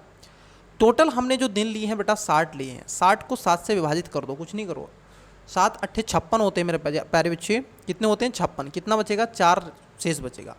सोमवार के दिन वो ऑलरेडी मिल चुके हैं, अब सोमवार में प्लस 4 जोड़ दो, सोमवार होता है, ठीक है, सोमवार में होगा मंगल बुध बृहस्पति शुक्र, तो क्या होगा बेटा शुक्रवार होगा, क्या हो जाएगा शुक्रवार आपका इसका राइट आंसर हो जाएगा। कुछ था इसमें नहीं था, तो क्या हो जाएगा डी इसका राइट आंसर हो जाएगा। चलो इस क्वेश्चन को बताओ मुझे फिर, इसका आंसर आप दे सकते हैं, अरे बोलो हाँ इसका आंसर आप दे सकते हैं। देखो डरना नहीं है, ये कह रहा है एक वर्ग की भुजा में 20% की वृद्धि की जाती है तो क्षेत्रफल में क्या परिवर्तन होगा। देखो बेटा क्षेत्रफल होता है पाई आर स्क्वायर, ठीक है, अब पाई का मान हम लेंगे लेकिन आर का स्क्वायर तो हमें निकालना पड़ेगा, क्या होता है पाई आर स्क्वायर, लेकिन हमें तो आर का मान चाहिए, तो आर का मान कितना है 20% दे के रखा है, ठीक है। जैसे ये व्रत है और ये कह रहे हैं कि व्रत की भुजा में इतने परसेंट की वृद्धि है, इतने परसेंट की, कितने की 20% की। तो मुझे एक बात बताओ बेटा, इसका क्षेत्रफल पूछा है, तो कहने का तात्पर्य ये है क्षेत्रफल मतलब कि आर का स्क्वायर, तो कितना हो जाएगा बताओ, अरे बोलो कुछ तो बोलो। मैं कहूँ आपसे 1000 हमने 100 माना था, 20% की वृद्धि 120 इंटू 2 बार लिखना है 120, ठीक है। अब इसको 0 से ये 0 चला जाएगा, ये 2 0 से ये 0 चला जाएगा, 12 बारियम होते हैं 144, माना कितना था 100, बड़ा कितना है बेटा 44, 144 हो गया तो 44। राइट आंसर क्या है ऑप्शन नंबर बी, इसका करेक्ट आंसर हो जाएगा 44। Got it. ये सवाल अगर आपको मिले जब भी तो इसी तरीके से करें, आपका करेक्ट आंसर आ जाएगा। चलिए नेक्स्ट क्वेश्चन। किसी दी गई भिन्न में किसी भिन्न के अंश में 150% और उसके हर में 107% की वृद्धि की जाती है तो भिन्न का मान ज्ञात कीजिए, मूल भिन्न का मान ज्ञात कीजिए, ये आपसे पूछा गया। ये बहुत इजी है बेटा, बहुत ही ईजी है। देखो कैसे करना है, मुझे एक बात बताओ, वो संख्या जो दे के रखी थी, मान लीजिए वो x थी, ठीक है, x अपॉन बाई दे के रखा था, x में क्या हो रहा है 150%, मतलब कि कितना हो जाएगा 150 ही हो जाएगा। मान लो कि x अगर 100 था तो 250 मान सकते हैं। मानो कि x बराबर आपका कितना था, ये भी 100 था और ये भी 100 था, है कि नहीं, तो ये कितना हो जाएगा, अगर इसका हम देखें तो 150 की वृद्धि हो रही है ना, तो कितना हो जाएगा 250 हो जाएगा। वहीं बाई में क्या हो रहा है 107, मतलब कि 207 की वृद्धि हो जाएगी, बराबर कितने का आ रहा था इनका 50 बटे कितना हो रहा है 50 बटे 23 हो रहा है, ठीक है, यही हो रहा है कि नहीं बोलो, अरे बोलो हाँ। चलो कर दो इजीली, इजी एंड पीजी करो करो करो करो करो, काटो बेटा काटो, अरे काटो, ये कितनी बार जाएगा इससे बोलो, 3 सत्ते 21, देखो 3 त्या 9, 3 चौक 12, 3 पंजे 15, 3 छंग 18, 3 सत्ते 21, 3 नम 27, 9 बार जा रहा है क्या, 9 दूनी 18 2 20, ठीक है, ये 9 बार जा रहा है, और ये कितनी बार चला जाएगा 5 बार, तो कितना हो जाएगा बेटा, ये हो जाएगा यदि आप x अपॉन बाई करते हैं तो कितना हो जाएगा, ये हो जाएगा 9.5, ठीक है, कितना हो जाएगा 9.5। ये जो हमें लिखना चाहिए था, ये ऐसे लिखना चाहिए था, ये लिखना चाहिए था हमें कितना 23/50, तो राइट आंसर हमारा आ जाएगा। चलिए तो कितना आएगा 9/5 आ जाएगा, तो ए इसका करेक्ट आंसर हो जाएगा। क्या हो जाएगा, ए इसका करेक्ट आंसर हो जाएगा। चलिए अब देखो फिर से एक और नंबर, अच्छे क्वेश्चन है ये, बहुत बढ़िया क्वेश्चन है। 20 नंबर का क्वेश्चन देखो, वह सबसे बड़ी संख्या ज्ञात कीजिए जिसे कितने से इतने से 3756 और 73 40 और 97 86 से भाग देने पर क्रम से शेषफल ये बचता है। क्योंकि सर इसका क्या करें, एक तो इतने इतने बड़े नंबर दे दिए, शेषफल भी इतने 16 बच पा रहा है, कुछ मत करो बेटा, जैसे सवाल ने कहा है ऐसे करोगे तो आंसर बनेगा। हाँ ये टेस्ट थोड़ा सा अपेक्षाकृत आपका टाइम टेकिंग है, ठीक है, ये मैं ज़रूर कहूँगा ये टाइम टेकिंग आपका है, इसमें गलत होने की पॉसिबिलिटी ज़्यादा है क्वेश्चन की, सही होने की पॉसिबिलिटी कम है। देखो अगर मैं कहूँ आपसे कि जब हम किसी संख्या को, मान लीजिए उस n को जब हम भाग दे रहे थे किससे 3756 से, तो शेषफल 16 आ रहा था, मतलब कि अगर मैं कहूँ वह संख्या क्या हो सकती है जो पूर्ण पूर्ण कट जाए, वह संख्या, क्योंकि 16 ही तो बच रहा था ना, तो मैं कहूँ माइनस अगर इसमें से 16 कर दूँ तो वो संख्या आ जाएगी। तो ये कितना हो जाएगा, 4 7 3, वो संख्या 3740 थी। अरे बोलो हाँ, वो संख्या 3740 थी। वैसे ही कह रहे हैं कि इसी n को विभाजित करने पर कितने से, 73 40 से अगर मैं कहूँ 14 शेष बच रहा है, मतलब कि वो संख्या 14 ज़्यादा थी। तो किससे, 73 40 से। तो हम क्या करेंगे, 73 40 में से 14 घटा देंगे तो 6 आ जाएगा। यहाँ था 4, 3 बचा और ये आ जाएगा 2, 26 3 7, तो कितना आ जाएगा आपका 7326 आ जाएगा। Got it. फिर कह रहे हैं कि जब आप 97 86 से विभाजित कर रहे तो शेषफल 18 बच रहा था, मतलब कि 18 ज़्यादा था जब ही तो बच रहा था ना। तो अगर हम इसमें से घटाएं, 16 में से 8 घटाओगे 8, यहाँ पर 7, 7 में से 1 घटाओगे 6, और ये 7 और ये 9, तो ये आ जाएगा 97 68। अब मुझे बताओ कि शेषफल प्राप्त करो सबसे बड़ी संख्या। अब देखो बेटा, इसमें से आप क्या कर सकते हैं, सबसे बड़ी संख्या मतलब कि आप यहाँ से HCF इनका निकाल सकते हैं। क्या निकाल सकते हैं, HCF इनका निकाल सकते हैं। HCF कैसे निकालते हैं, दो संख्याओं के बीच का गैप हम निकाल सकते हैं। तो देखो यहाँ पर एक बात मुझे बताओ, ये है 3740 और ये है 7326 और ये है 9700 कितना, देखो ये डबल है लगभग, 3 दूनी 6, इसके डबल जा रहा है। लेकिन अगर मैं कहूँ इन दोनों का, अगर मैं कहूँ आपसे कि 97 68 को विभाजित करने किससे, आपके 73 26 से, तो 1 टाइम जाएगा, ठीक है, कितना 73, तो इसमें से घटा लो, ये आ जाएगा 2, ये आ जाएगा 4, और इधर आ जाएगा कितना, 7 में से 3 जाएगा, ये 4 जाएगा और ये 2, ठीक है, 24 42 आ जाएगा। इससे इसको रफ कर देता हूँ, इधर 24 42 आ जाएगा। अब इसके पश्चात क्या करना है, 73 26 को विभाजित, भागफल कर देना इससे। तो देखो अगर आप देखोगे 24 दूनी 48 और 4 दूनी 8 20 से देखो 20, 2 दूनी 4, 2 तिया 6, 3 बार जा सकता है, 3 बार जा सकता है, 3 बार। देखो 3 दूनी 6, फिर उसके बाद में 4 दूनी 8, 3 दूनी 6 और 4 तिया 12 का 2 1 और 4 तिया 12 और 1 13 का 3, 3 दूनी 6 और 1 7, पूरा पूरा कट गया। क्या हो गया, पूरा पूरा कट गया, मतलब कि वो 24 42 से पूरा पूरा कट गया। अब मुझे बताओ ये 24 42 भी किसी से कटेगा, अरे बोलो हाँ, जी हाँ बिल्कुल कटेगा। ये 24 जो 42 है बेटा, ये आप देखोगे 22 से कट जाएगा, ठीक है, 24 42 जो होगा इसमें से किसी से भाग जा रहा होगा, 24 42, 1 सेकेंड, क्या हुआ है, ये क्या हो गया,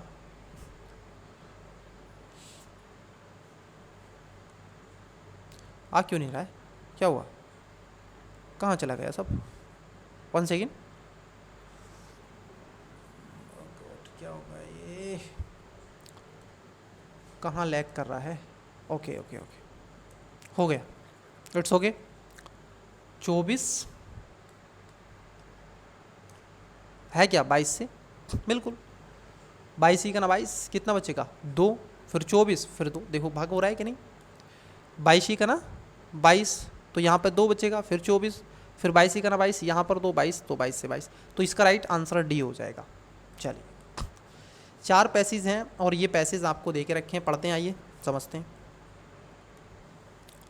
लोकतांत्रिक विमर्श हालांकि जाहिर तौर पर समान भागीदारी पर आधारित है। देखो जो लोकतांत्रिक विमर्श होते हैं वो समान भागीदारी की बात करता है, मतलब कि डेमोक्रेसी है तो वहाँ पर इक्वलिटी की तो बात होती है, सोशल, ठीक है, लेकिन अक्सर ज्ञानात्मक दृष्टि से रचनात्मक रूप से आसान रहता है। देखो यहाँ पर फिर से ज्ञान बाढ़ दिए इन्होंने, क्या किया है, पैसेज को इतना कॉम्प्लिकेटेड बना दिया है इस टेस्ट में, आपको आधा समझ में नहीं आएगा, लेकिन अक्सर ज्ञानात्मक दृष्टि से संरचनात्मक रूप से असमान रहता है।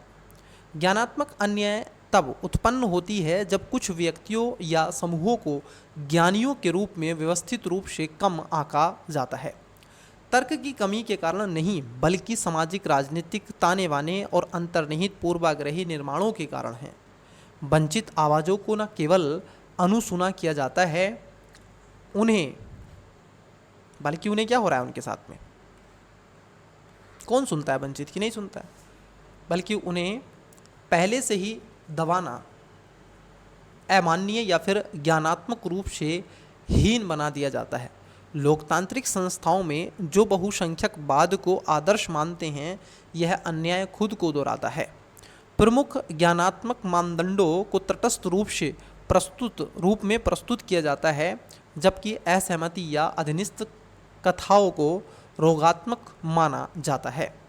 प्रक्रियात्मक समानता के रूप में जो दिखावा किया जाता है, वह एक गहरी विषमता को छुपाता है। एक ऐसी स्थिति जहां एक वेद ज्ञान कर्ता मतलब कि एपिस्टेपिक एजेंट के रूप में मान्यता पाने की शर्त असमान रूप से वितरित होती है, जिसके परिणाम स्वरूप लोकतंत्र अपने व्यावहारिक संचालन में क्या है, डिबडिबाना यह है। अब देखो यहाँ पर शब्द है विडंबना, डिबडिबाना नहीं है। संचालन में विडंबना यह है कि उन्हीं व्यक्तियों को मौन कर देता है जिन्हें वह सशक्त बनाने का दावा करता है, उन्हें तर्कसंगत विचार विमर्श में भागीदारी के लिए आवश्यक विश्वासने से वंचित करके। तो कैसे करता है उनको, कैसे करता है, सशक्त बनाने का दावा करता है, ठीक है, और मौन कर देता है। कैसे? तर्कसंगत विचार विमर्श में भागीदारी के लिए आवश्यक विश्वसनीयता से वंचित करके। तो उसमें विश्वसनीयता ही नहीं रही है। निष्कर्ष पूछा बेटा आपसे, क्या पूछा है? निष्कर्ष। लोकतंत्र तटस्थता और सार्वजनिक तर्क की आड़ में प्रमुख अखंडताओं मतलब कि आख्यानों को विशेषाधिकार देकर अनजाने में ज्ञानात्मक पदानुक्रम को संस्थागत बना सकते हैं। देखो पहला जो स्टेटमेंट है 21 नंबर का, अगर आप इसको समझें तो पहला स्टेटमेंट एकदम सही है।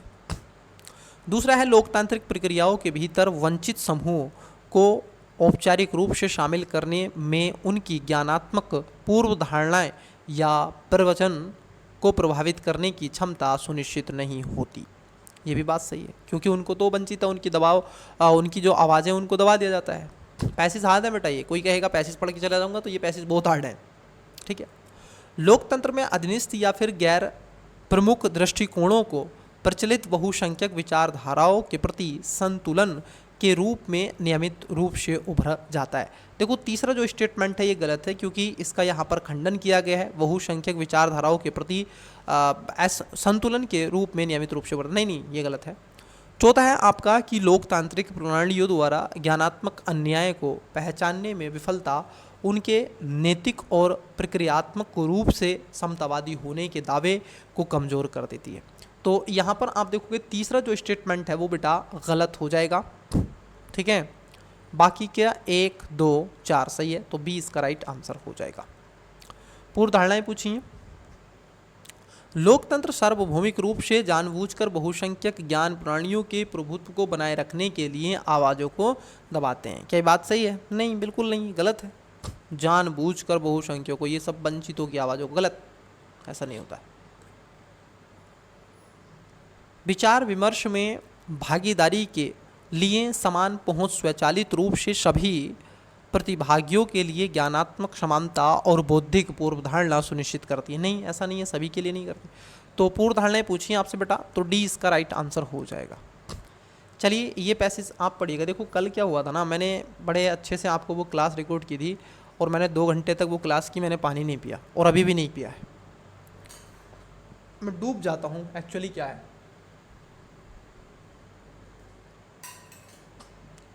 ठीक है,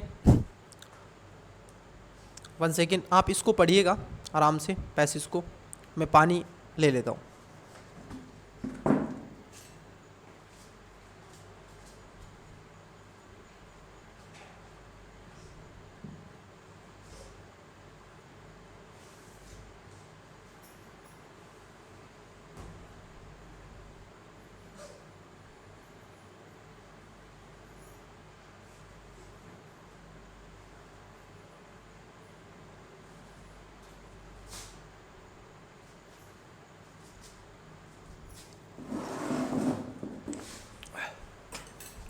चलिए आपने पैसेज पढ़ा होगा, तो चलिए इसका आंसर भी दीजिएगा।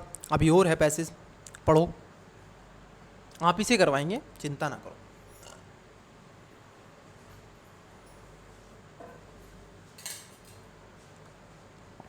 पढ़ो, वीडियो को पॉज करके पढ़ो,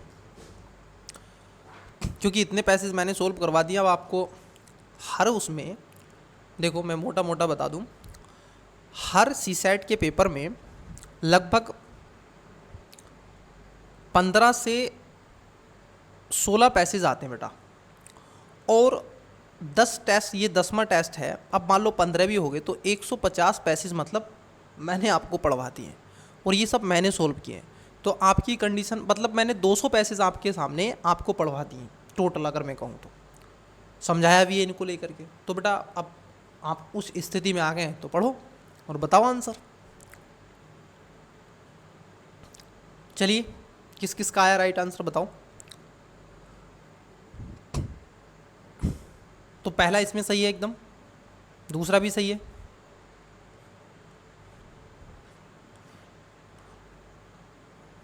तीसरा देखो, प्रत्यक्ष दबाव से लेकर के सूक्ष्म एल्गोरिदमिक दबाव तक के परिवर्तन ने सामाजिक प्रतिरोध के पारंपरिक तंत्र को अधिक प्रभावी बना दिया है। कैसा बना दिया है? अधिक प्रभावी। कैसे लेकर के? प्रत्यक्ष दबाव से लेकर के। नहीं बेटा, तीसरा गलत है, तीसरा गलत है आपका।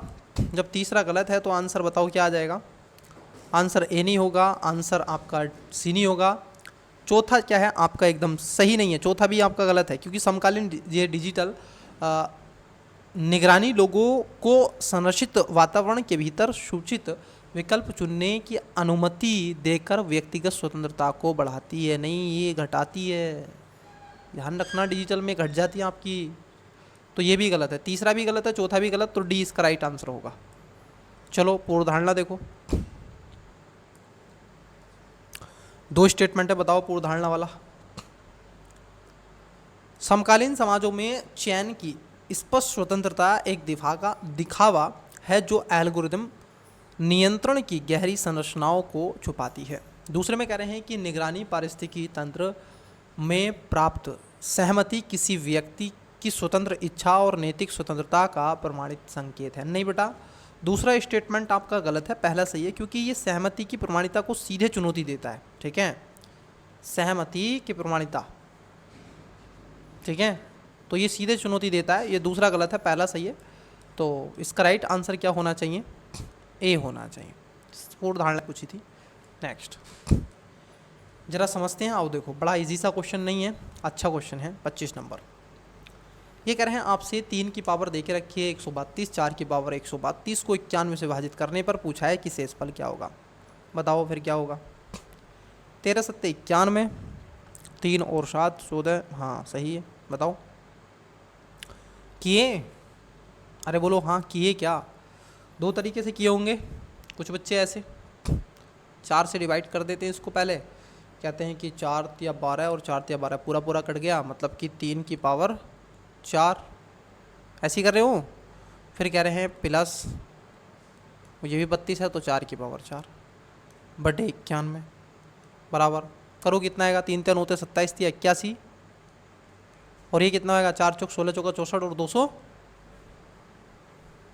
कितना आता है? 256 आता है ना। 4 चौक 16 चौका 64, 4 6 चौक 24, 4 चौक 16 1 4 छंग 24 1 25, हाँ बटे 91। काटो इसको, 13 से काट दो, 13 सत्ते 91, 13 सत्ते 91, 13 से जा रहा है, 13 दूनी 26, 13 दूनी 26, 13 39, 13 चौका 52, 13 पंजे 65। चलो 13 से देखो, 7 से जा रहा है क्या? जा रहा है क्या 13 से? बोलो, अरे बोलो हाँ। इसको प्लस कर लो, इसको प्लस कर लो, ये हो जाएगा आपका 7, 8 5 13 का 3 1, और ये हो जाएगा 3। क्या ये 7 से जा रहा है? मुझे बताओ, क्या ये 7 से कट रहा है? 7 दूनी 14, 7 चौक 28, 5 57 हो रहा है, 56 तो हो जाता है, एक बच रहा है यहाँ पे 13 से, 13 दूनी 26, 13 दूनी 26, 6 ये बचेगा 4 और 4 और 3 7 हो जाएगा 77।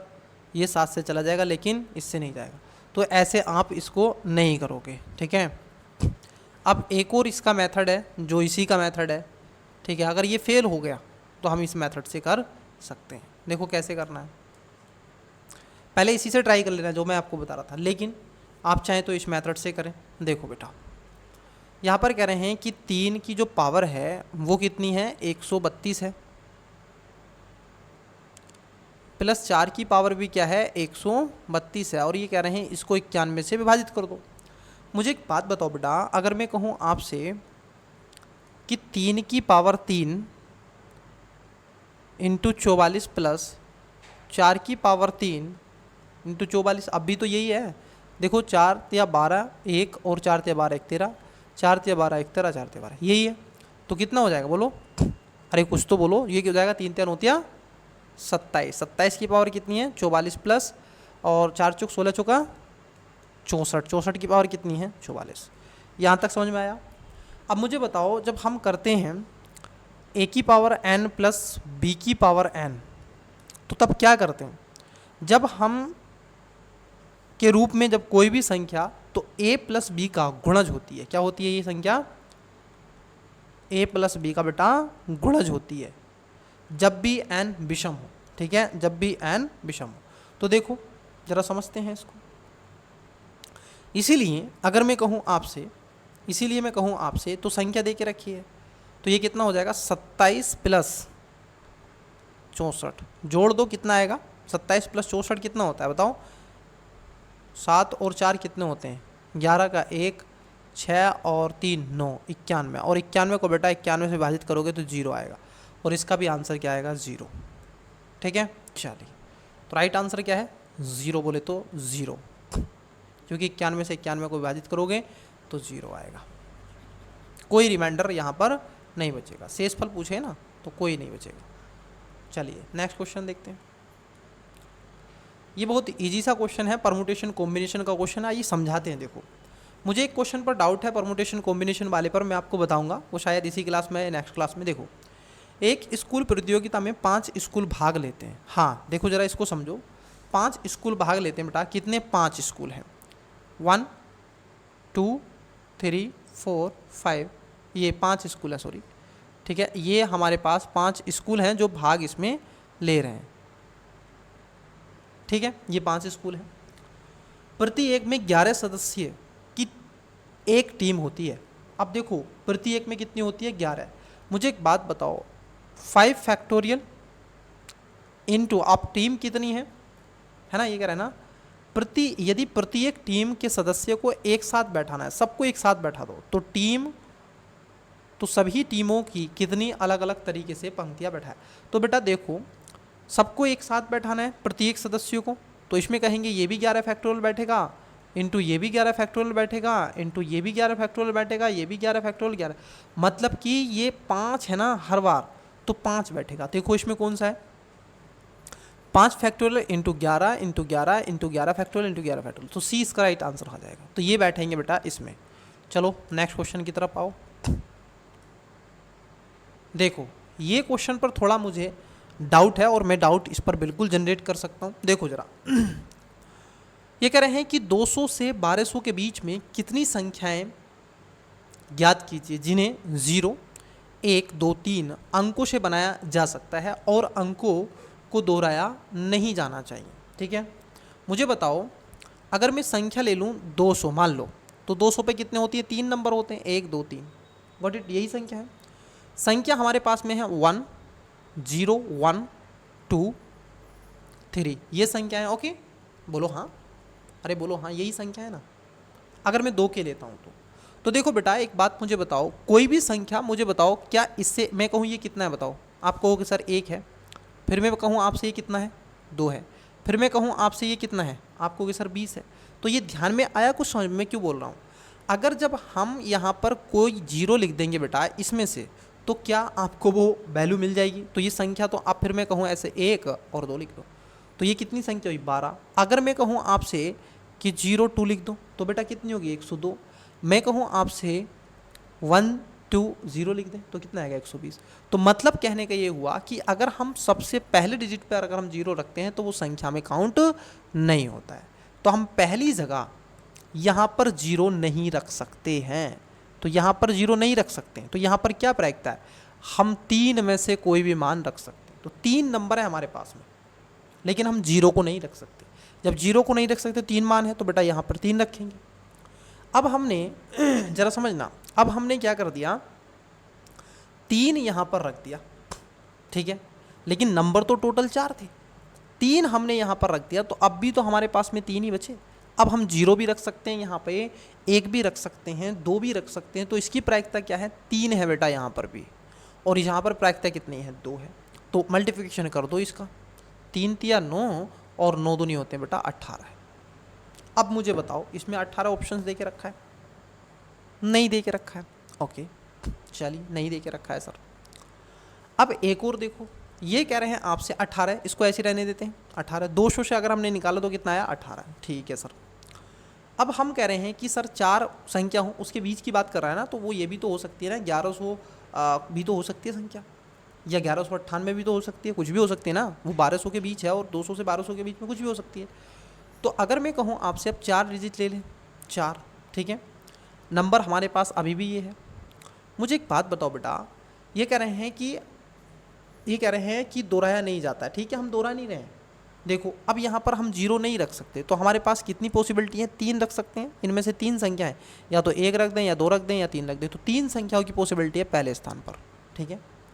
अब यहाँ पर 3, तो हमने 1 नंबर रख दिया, यहाँ से 1 रख दिए हैं यहाँ पर बच्चे, तो हमारे पास कितने बचे हैं, 3 नंबर बचे हैं। तो यहाँ पर भी क्या रख सकते हैं, 3।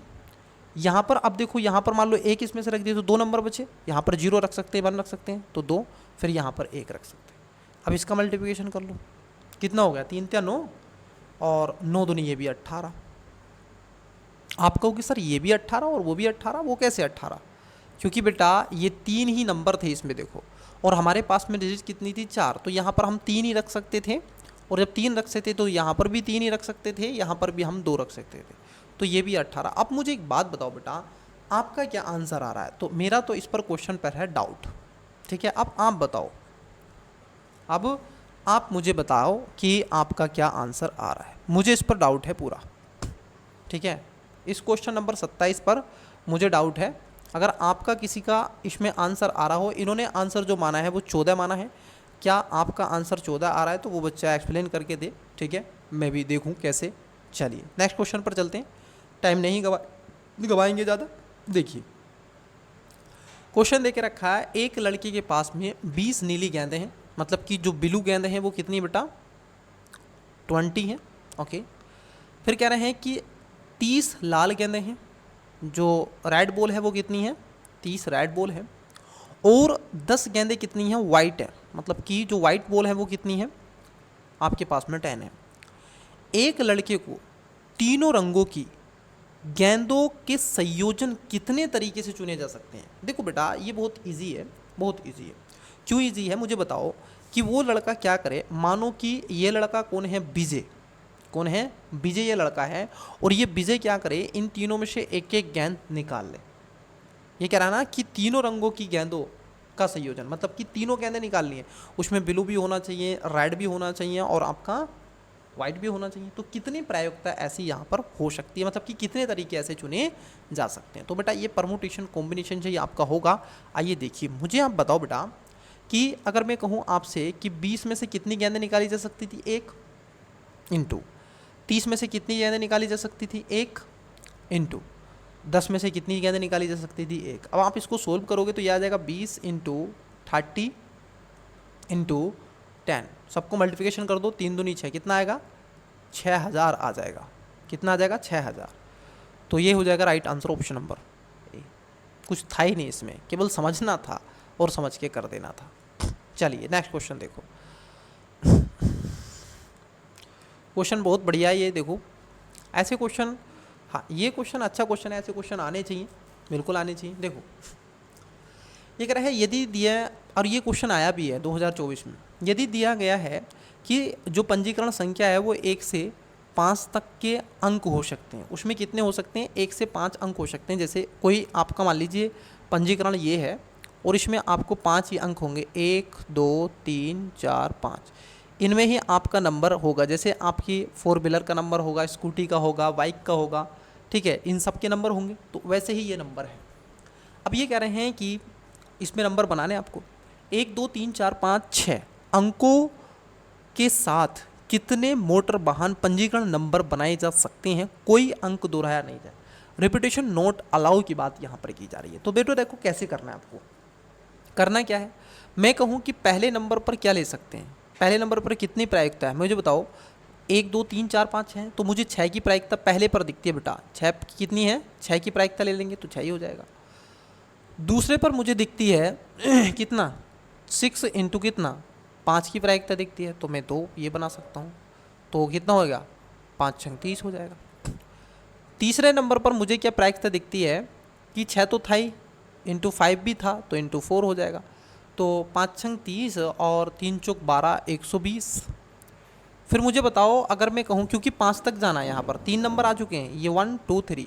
अब मैं देखूँ चौथे नंबर पर क्या प्रायिकता होगी, 6 इंटू 5 इंटू 4 इंटू 3, ठीक है यही होगा। 5 छंग 30 और 6 तिया ये हो जाएगा 4 तिया 12 और 5 छंग 30 3 और 12 दूनी 24 12 तिया 36 360। अभी देखो कितने 4 अंक हुए हैं 6 5 4 3। अभी एक अंक और ले सकते हैं हम 5 नंबर पे, तो क्या होगा 6 इंटू 5 इंटू 4 इंटू 3 इंटू 2, तो 36 दूनी क्या होते हैं 72 हो जाते हैं, तो 720। ये बेटा नंबर बनेंगे इस पे जो भी बनेंगे, क्योंकि पूरे 5 नंबर की हमने संख्या ले ली। अब सबको ऐड ऑन कर दो, सबको ऐड करोगे 6 हो जाएगा। 6 यहाँ पर लास्ट में 6 आना चाहिए था, लास्ट में 6 कहाँ पर आई, देखो ये नहीं होगा ये नहीं होगा। अब या तो ये हो सकता है या ये हो सकता है, ये नहीं आएगा क्यों, देखो 6 हो गया, फिर देखो 3 और ये हो जाएगा 5 5 और 6 11 11 सॉरी ये हो जाएगा 3 2 5 5 और 6 11 11 12 13 का 3 हो जाएगा 36, ठीक है 13 का 3 1, ये हो जाएगा आपका 1 4 4 ये 10 11 12, ठीक है तो 1236 आएगा। Right answer option number D. तो बेटा इस तरीके से आपको पंजीकरण संख्या बना लेनी थी। नोट डाउन कर लो इसको बहुत अच्छे से, कभी पूछा जाए तो आप घबराए नहीं, बल्कि आसानी से उसको यूँ चुटकियों में बना के दे दे। देखो क्वेश्चन को क्वेश्चन की तरह समझोगे ना तो आंसर आपके निकलने के चांसेस ज़्यादा हो जाते हैं। चलो नेक्स्ट क्वेश्चन देखो, ये भी देखो विभाजित से। मैंने कहा बड़े इसमें विभाजित से क्वेश्चन पूछ लिए इन्होंने इस बार, ये इनका लास्ट टेस्ट था ना, तो इन्होंने कहा सारे विभाजित करवा डालूंगा जितने भी हैं, एक ही क्लास में सब कुछ विभाजित करवा देंगे आपसे चाहे जो हो। ये देखो कॉन्सेप्ट पर आधारित है बेटा, बहुत ही कॉन्सेप्ट पर आधारित है। ये भागफल का है लेकिन बहुत कॉन्सेप्ट पर आधारित है। यही होता है बस, एक अगर आप स्मार्टनेस आपके अंदर थोड़ी बहुत है ना तो आप मिनटों में इसका आंसर मतलब सेकंडों में दे सकते हो, समझ गए। तो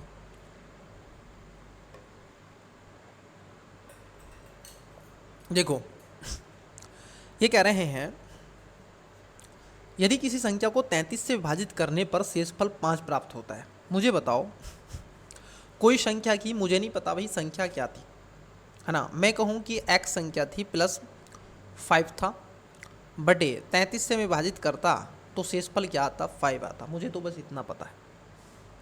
तो उसी संख्या को 55 से विभाजित करने पर शेषफल क्या होगा। मुझे एक बात बताओ, इसी x को अब 55 से विभाजित करवा रहा है तो शेषफल क्या होगा। मैं कहूँ आपसे, मानो कि वह संख्या 5 ही थी, मैंने कहा वह संख्या 5 ही थी, अब 5 को मानो 10 से विभाजित आप करके दिखाओ तो क्या आएगा 5 ही आएगा बेटा, रिमाइंडर है ना 5 ही आएगा, यही आएगा, इसको विभाजित नहीं कर सकते हो, रिमाइंडर यही आएगा।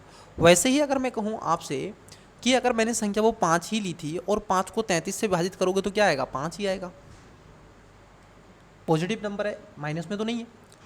फिर मैं कहूँ इसी 5 को अगर 55 से विभाजित करोगे तो बेटा क्या आएगा 5 ही आएगा। तो राइट आंसर भी क्या आएगा बच्चे 5 ही आएगा। तो यही था, इसमें और कुछ करना ही नहीं था। तो इसका करेक्ट आंसर क्या होगा, ऑप्शन नंबर ए हो जाएगा। यकीन नहीं आता तो कर लो, दैट्स इट, और क्या ही कर सकते हो। आओ नेक्स्ट क्वेश्चन देखो, परिच्छेद है आपका। परिच्छेद मुझे बड़े खतरनाक से लग रहे हैं ये परिच्छेद आपको, कि सर जी ऐसे क्यों बोल रहे हो। आओ बेटा देखो, ऐसे ही बोलना चाहिए क्योंकि लास्ट परिच्छेद है, मतलब कि लास्ट टेस्ट है। तकनीकी शासन को बाहरी तौर पर लोक लुभावन अस्थिरता के लिए एक तर्कसंगत मानक के रूप में पेश किया जाता है, लेकिन यह ज्ञानात्मक अभिजात्यवाद को छुपाता है।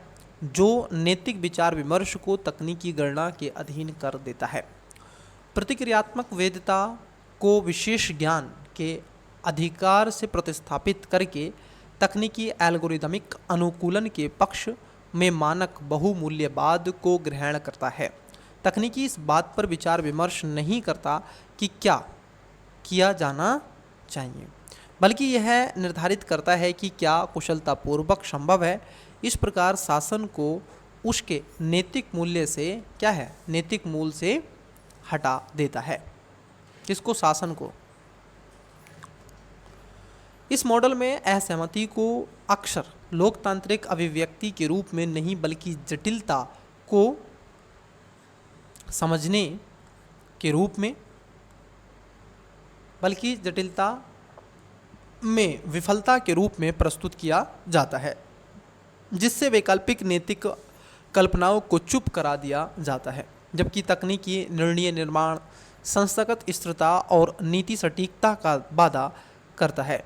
यह शासितों को अलग थलग करने का जोखिम उठाता है, जिनके अनुभव, अंतर्ज्ञान एवं नैतिक चिंताएं न तो मात्रात्मक हैं और न ही औपचारिक रूप से प्रमाणित हैं।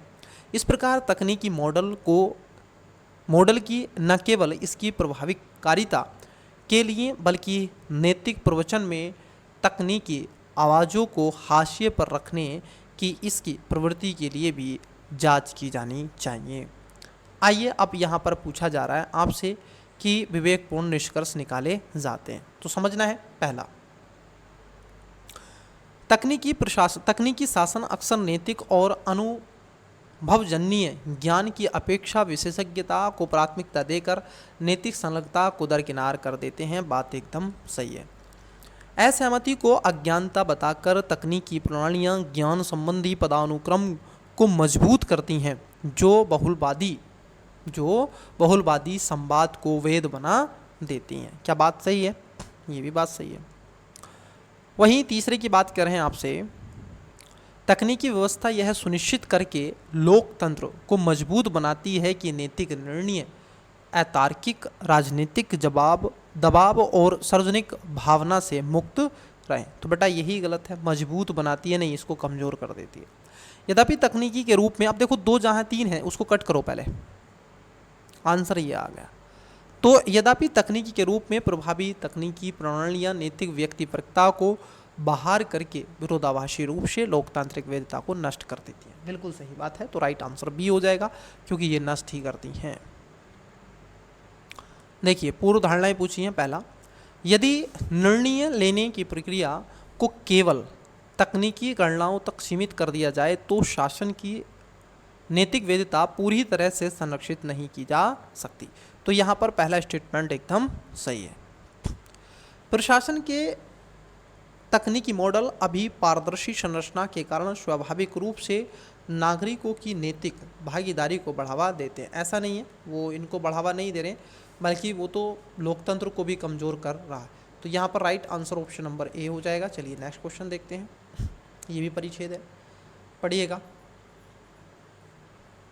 ये परिच्छेद आप पढ़ें, आपसे पढ़वाना चाहते हैं हम परिच्छेद। एक परिच्छेद आपसे पढ़वाना चाहते हैं, आतंकवाद को वैचारिक विचलन की बात कर रहे हैं। पढ़ो बेटा आराम से पढ़ो। जैसे इंग्लिश वाले बच्चे भी पढ़ लेते हैं कभी कभी, तो आप भी पढ़ो। पढ़ लिए? चलो नेक्स्ट पढ़ो। इस प्रकार की कोई भी आतंकवाद विरोधी रणनीति, आतंकवाद के ऊपर बेटा पढ़ो, ये तो और भी अच्छा है। आतंकवाद विरोधी रणनीति,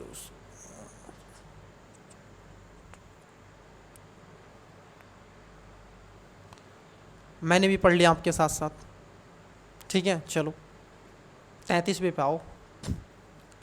आतंकवादी कृत्य प्राय केवल वैचारिक उद्देश्यों से ही उत्पन्न नहीं होते, बल्कि दीर्घकालिक आर्थिक हाशिएकरण और नीतिगत विफलता के प्रतिक्रिया के रूप में भी उत्पन्न होते हैं।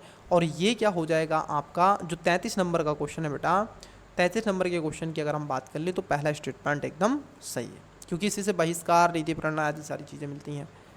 दूसरा है कि आतंकवाद के प्रति संकीर्ण सुरक्षा केंद्रित दृष्टिकोण जो असंतोष के आर्थिक मूल में नज़रअंदाज करता है, उसे स्थायी परिणाम मिलने की संभावना नहीं है।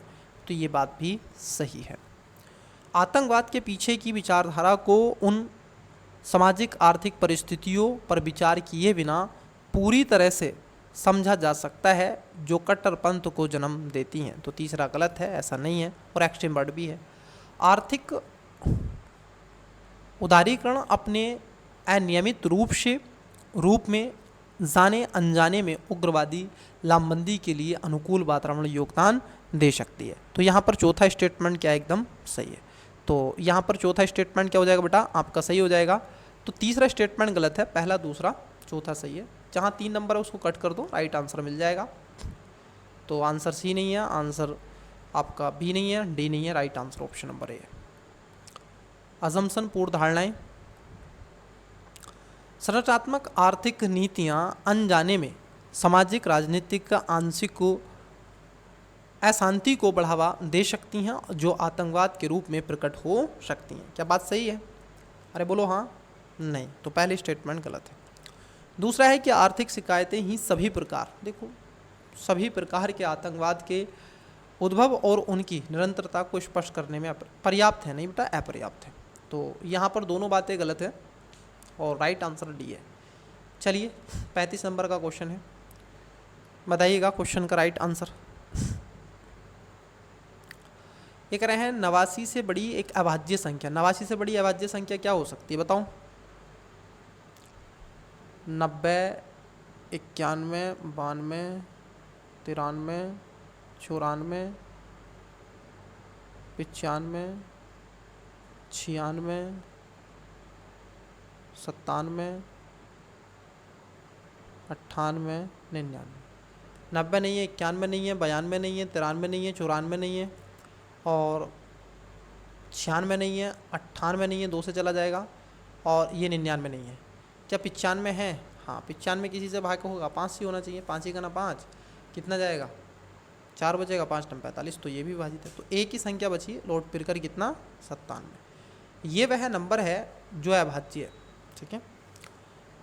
ये कह रहे हैं कि 89 से बड़ी एक अभाज्य संख्या n को 28 से विभाजित किया जाता है तो शेषफल r बचता है। यही कह रहे हैं ना, तो शेषफल r बचता है, सही बात है, r बचेगा। देखो करो इसको, 28 से विभाजित करके देखो।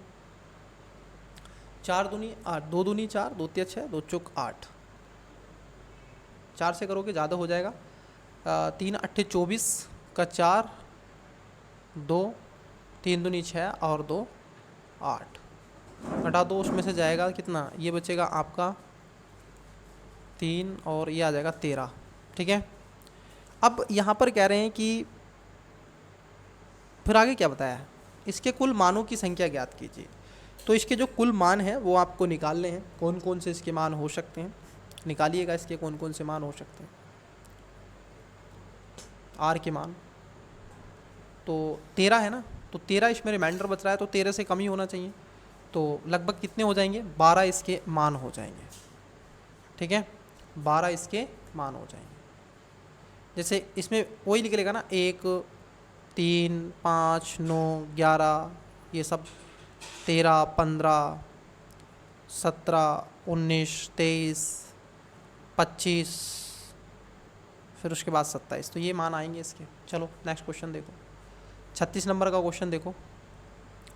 ये क्वेश्चन भी देखो गलत है बेटा, मैं बता रहा हूँ क्यों। ये शब्द गिनो कितने हैं पहले। 1 2 3 4 5 6 7 8 9 10 11 12 13 14 15 15 शब्द हैं। कह रहे हैं कि मैकडोनाल्डाइजेशन के सभी अक्षरों को व्यवस्थित कीजिए। यदि इस शब्द के सभी अक्षरों को व्यवस्थित किया जाता है तब कथनों को पढ़िए और सही विकल्प का चयन कीजिए। अब मुझे एक बात बताओ, एम और शी को उनके निश्चित स्थान पर रखते हुए, एम और शी को निश्चित स्थान पर रखो यहीं पर, ठीक है। तो देखो जब हम इसको एक जगह ले लेंगे, टोटल शब्द थे कितने? 15 है ना। हमने 2 का एक जोड़ा बना लिया, तो इसको 1 गिनेंगे, 1 2 3 4 5 6 7 8 9 10 11 12 13 14। तो कितना आना चाहिए था? यहाँ पर आना चाहिए था 14 फैक्टोरियल बेटा। पहली बात तो कितना, 14 फैक्टोरियल आना चाहिए था यहाँ पे पहला तो। और ये क्या कर रहे हैं, 13 फैक्टोरियल। नहीं, 14 फैक्टोरियल आना चाहिए। फिर उसके बाद फिर अब यहाँ पर जो डबल डबल नंबर है देखो, ओ कितनी बार है, 1 2, 2 बार है तो 2 फैक्टोरियल। फिर उसके बाद बताओ आपका डी कितनी बार है, 1 2, तो ये भी 2 फैक्टोरियल। फिर उसके बाद में और बताओ एन कितनी बार है, 2 बार, 1 2, तो ये 2 फैक्टोरियल। और बताओ ए कितनी बार है, 1 2, तो देखो ये भी 2 फैक्टोरियल।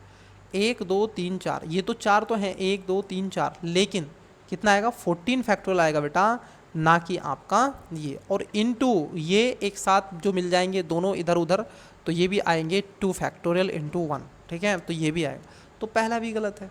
दूसरे में कह रहे हैं व्यवस्था के बाद में बनाए गए कुल 14 फैक्टोरियल। बेटा 14 नहीं बनेगा, ये 15 फैक्टोरियल बनना चाहिए। फिर सभी जो बनेंगे कितने, 1 2 3 4 5 6 7 8 9 10 11 12 13 14 15, तो सभी बनेंगे 15 फैक्टोरियल। फिर 15 फैक्टोरियल जब बनेगा तो तब बनेगा आपका 2 factorial into 2 factorial into 2 factorial into 2, तब बनेगा बेटा। तो दोनों गलत है यहाँ पे, ठीक है, ये क्या है, दोनों गलत है, ना ही तो पहला है और ना ही दूसरा है,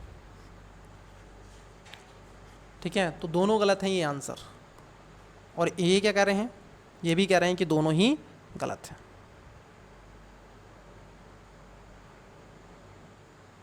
ठीक है। चलो, ये के का मान दे के रखा है और ये बड़ा ही इजी सा क्वेश्चन है, इसको तो आप बता ही सकते हैं।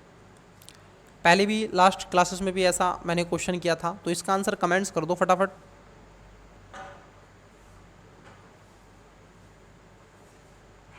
इसका आंसर फटाफट कमेंट्स कर दो बेटा, कितना आएगा। ये कह रहे हैं के का मान 25 into 25 625 into 25 225 into 25 25 into 25 225 into 25 225 25 25 25, तो कह रहे हैं कि के को 100 से विभाजित करने पर क्या होगा, 25 चौका 100, 4 बार, फिर 4 तो होगा था नहीं, तो कितना आ जाएगा 35, कितना 25। तो राइट आंसर बताओ क्या है कमेंट्स में। चलिए नेक्स्ट क्वेश्चन, ये इसको समझो। ये क्वेश्चन पूछा गया था लास्ट ईयर्स, तो इसके ऊपर क्वेश्चन बनाए, गुड क्वेश्चन है। लड़कों की एक निश्चित संख्या है जो 108 के दिनों को कार्य पूरा कर सकती हैं, जहां के एक प्राकृतिक संख्या है। लड़कों की संख्या में कितने प्रतिशत वृद्धि की जानी चाहिए ताकि कार्य 90 के में पूरा हो सके। मुझे बताओ टोटल कितने में हो रहा है, 108 के में तो हो रहा है, चाहिए कितनी वृद्धि के लिए, 90 के, लेकिन काम कितने में हो रहा है, हमें करवाना है कितने में है, 90 में, हो कितने में रहा है, 108 में। तो कितने की ज़रूरत है यहाँ पे, 18 की। किस पे है मुझे ये बताओ, ज़रूरत किस पे है ये तो बताओ। तो किस पे है, 90 पे है ना, हमें इसमें करवाना है। तो इस 0 से ये चला जाएगा, तो 9 दूनी 18 20 हो जाएगा। तो राइट आंसर क्या होगा, सी, इट इज़ ईजी, ठीक है, तो इसको आप कर देंगे ऐसे। चलो नेक्स्ट क्वेश्चन। विभाजित करना है बेटा ये, ठीक है, देखो कैसे करना है मैं आपको बताता हूँ। यह है 91 92 93 94 95 और 96 और उसके बाद में 85, 714 से विभाजित है। देखो बेटा कुछ मत करो, मुझे बताओ क्या 714 किससे विभाजित हो सकता है। कोई नंबर है आपके माइंड में, कोई ऐसा नंबर चल रहा हो। जैसे देखो ये किससे विभाजित होता है, 13 7 91, ये 7 से होता है ना, 7 से होता है कि नहीं। तो इसको 7 से काटो, देखो पहले 7 से काटो, 7 का ना 7 और 7 दूनी 14, 12 से गया, बोलो बच्चे हाँ, 7 का ना 7 7 दूनी 14, 102 से जा रहा है, आप ऐसे कह सकते हैं। और ये जा रहा है 13 7 91, गुड। अब ये किससे जाएगा, इसको हम कर सकते हैं कि ये आपका 3 से चला जाए। किससे चला जाए, 3 से। तो पहले हमने किससे लिया, 7 से, अब ले रहे हैं 3 से। देखो 3 से 3 या 9 और उसके पश्चात बचेगा 1, 3 चौक 12 34, और इसको काटो 3 से, 3 या 9 और 3 दूनी 6, ठीक है। यहाँ पर देखो ये कितनी बार जाएगा, 16 बार, और ये कितनी बार जाएगा, 14 बार, ठीक है। ये कितनी बार जाएगा, बोलो बच्चे हाँ, कुछ तो बोलो बेटा, ये कितनी बार जाएगा, ये जाएगा आपका 8 बार और ये जाएगा आपका 7 बार। अब 7 से कौन सा नंबर डिवाइड हो रहा है बताओ, 7 से 13 7 91 हो रहा है कि नहीं, ये भी हो रहा है उधर, है ना, तो ये भी हो रहा है उधर। तो यहाँ पर 0 बचेगा बेटा, 0 बचेगा, 0। ठीक है, जब आप इसको करोगे तो 0 बचेगा, डी इसका राइट आंसर हो जाएगा। ठीक है, चलिए तो इसको विभाजित करते हैं आप आसानी से, ये उसमें कुछ नहीं है, बहुत ईजी सा है। चलो तो 0 बचेगा यहाँ पे।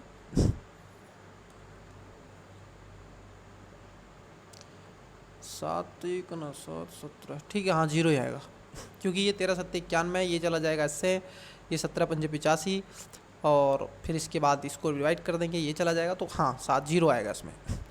चलिए नेक्स्ट क्वेश्चन देखते हैं। क्वेश्चन नंबर है 40 का राइट आंसर आपको देना है कमेंट्स में। ये कह रहे हैं कि 1 से 1100 तक के कितने धनात्मक पूर्णांक हैं जिन्हें 7 से भाग देने पर शेष 3 प्राप्त होता है और 4 से भाग देने पर शेष 2 प्राप्त होता है। तो ये जो 40 नंबर का क्वेश्चन है, इसका करेक्ट आंसर आपने क्या करना है, कमेंट्स करना है बच्चे।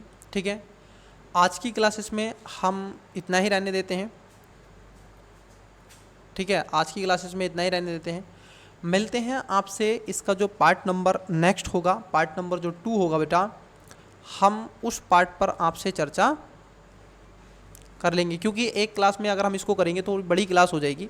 तो चैनल पर पहली बार आए हैं तो शेयर करें, सब्सक्राइब करें दोस्तों के साथ में। ठीक है, वीडियो कैसा लगा कमेंट्स में आवश्यक रूप से बताइएगा। चलिए मन लगा के पढ़ते रहे, रिविजन करते रहें, मन लगा के दबा के पढ़ें। जो टेस्ट आपने नहीं किए वो क्लास देखते चलिएगा। ठीक है, आइए।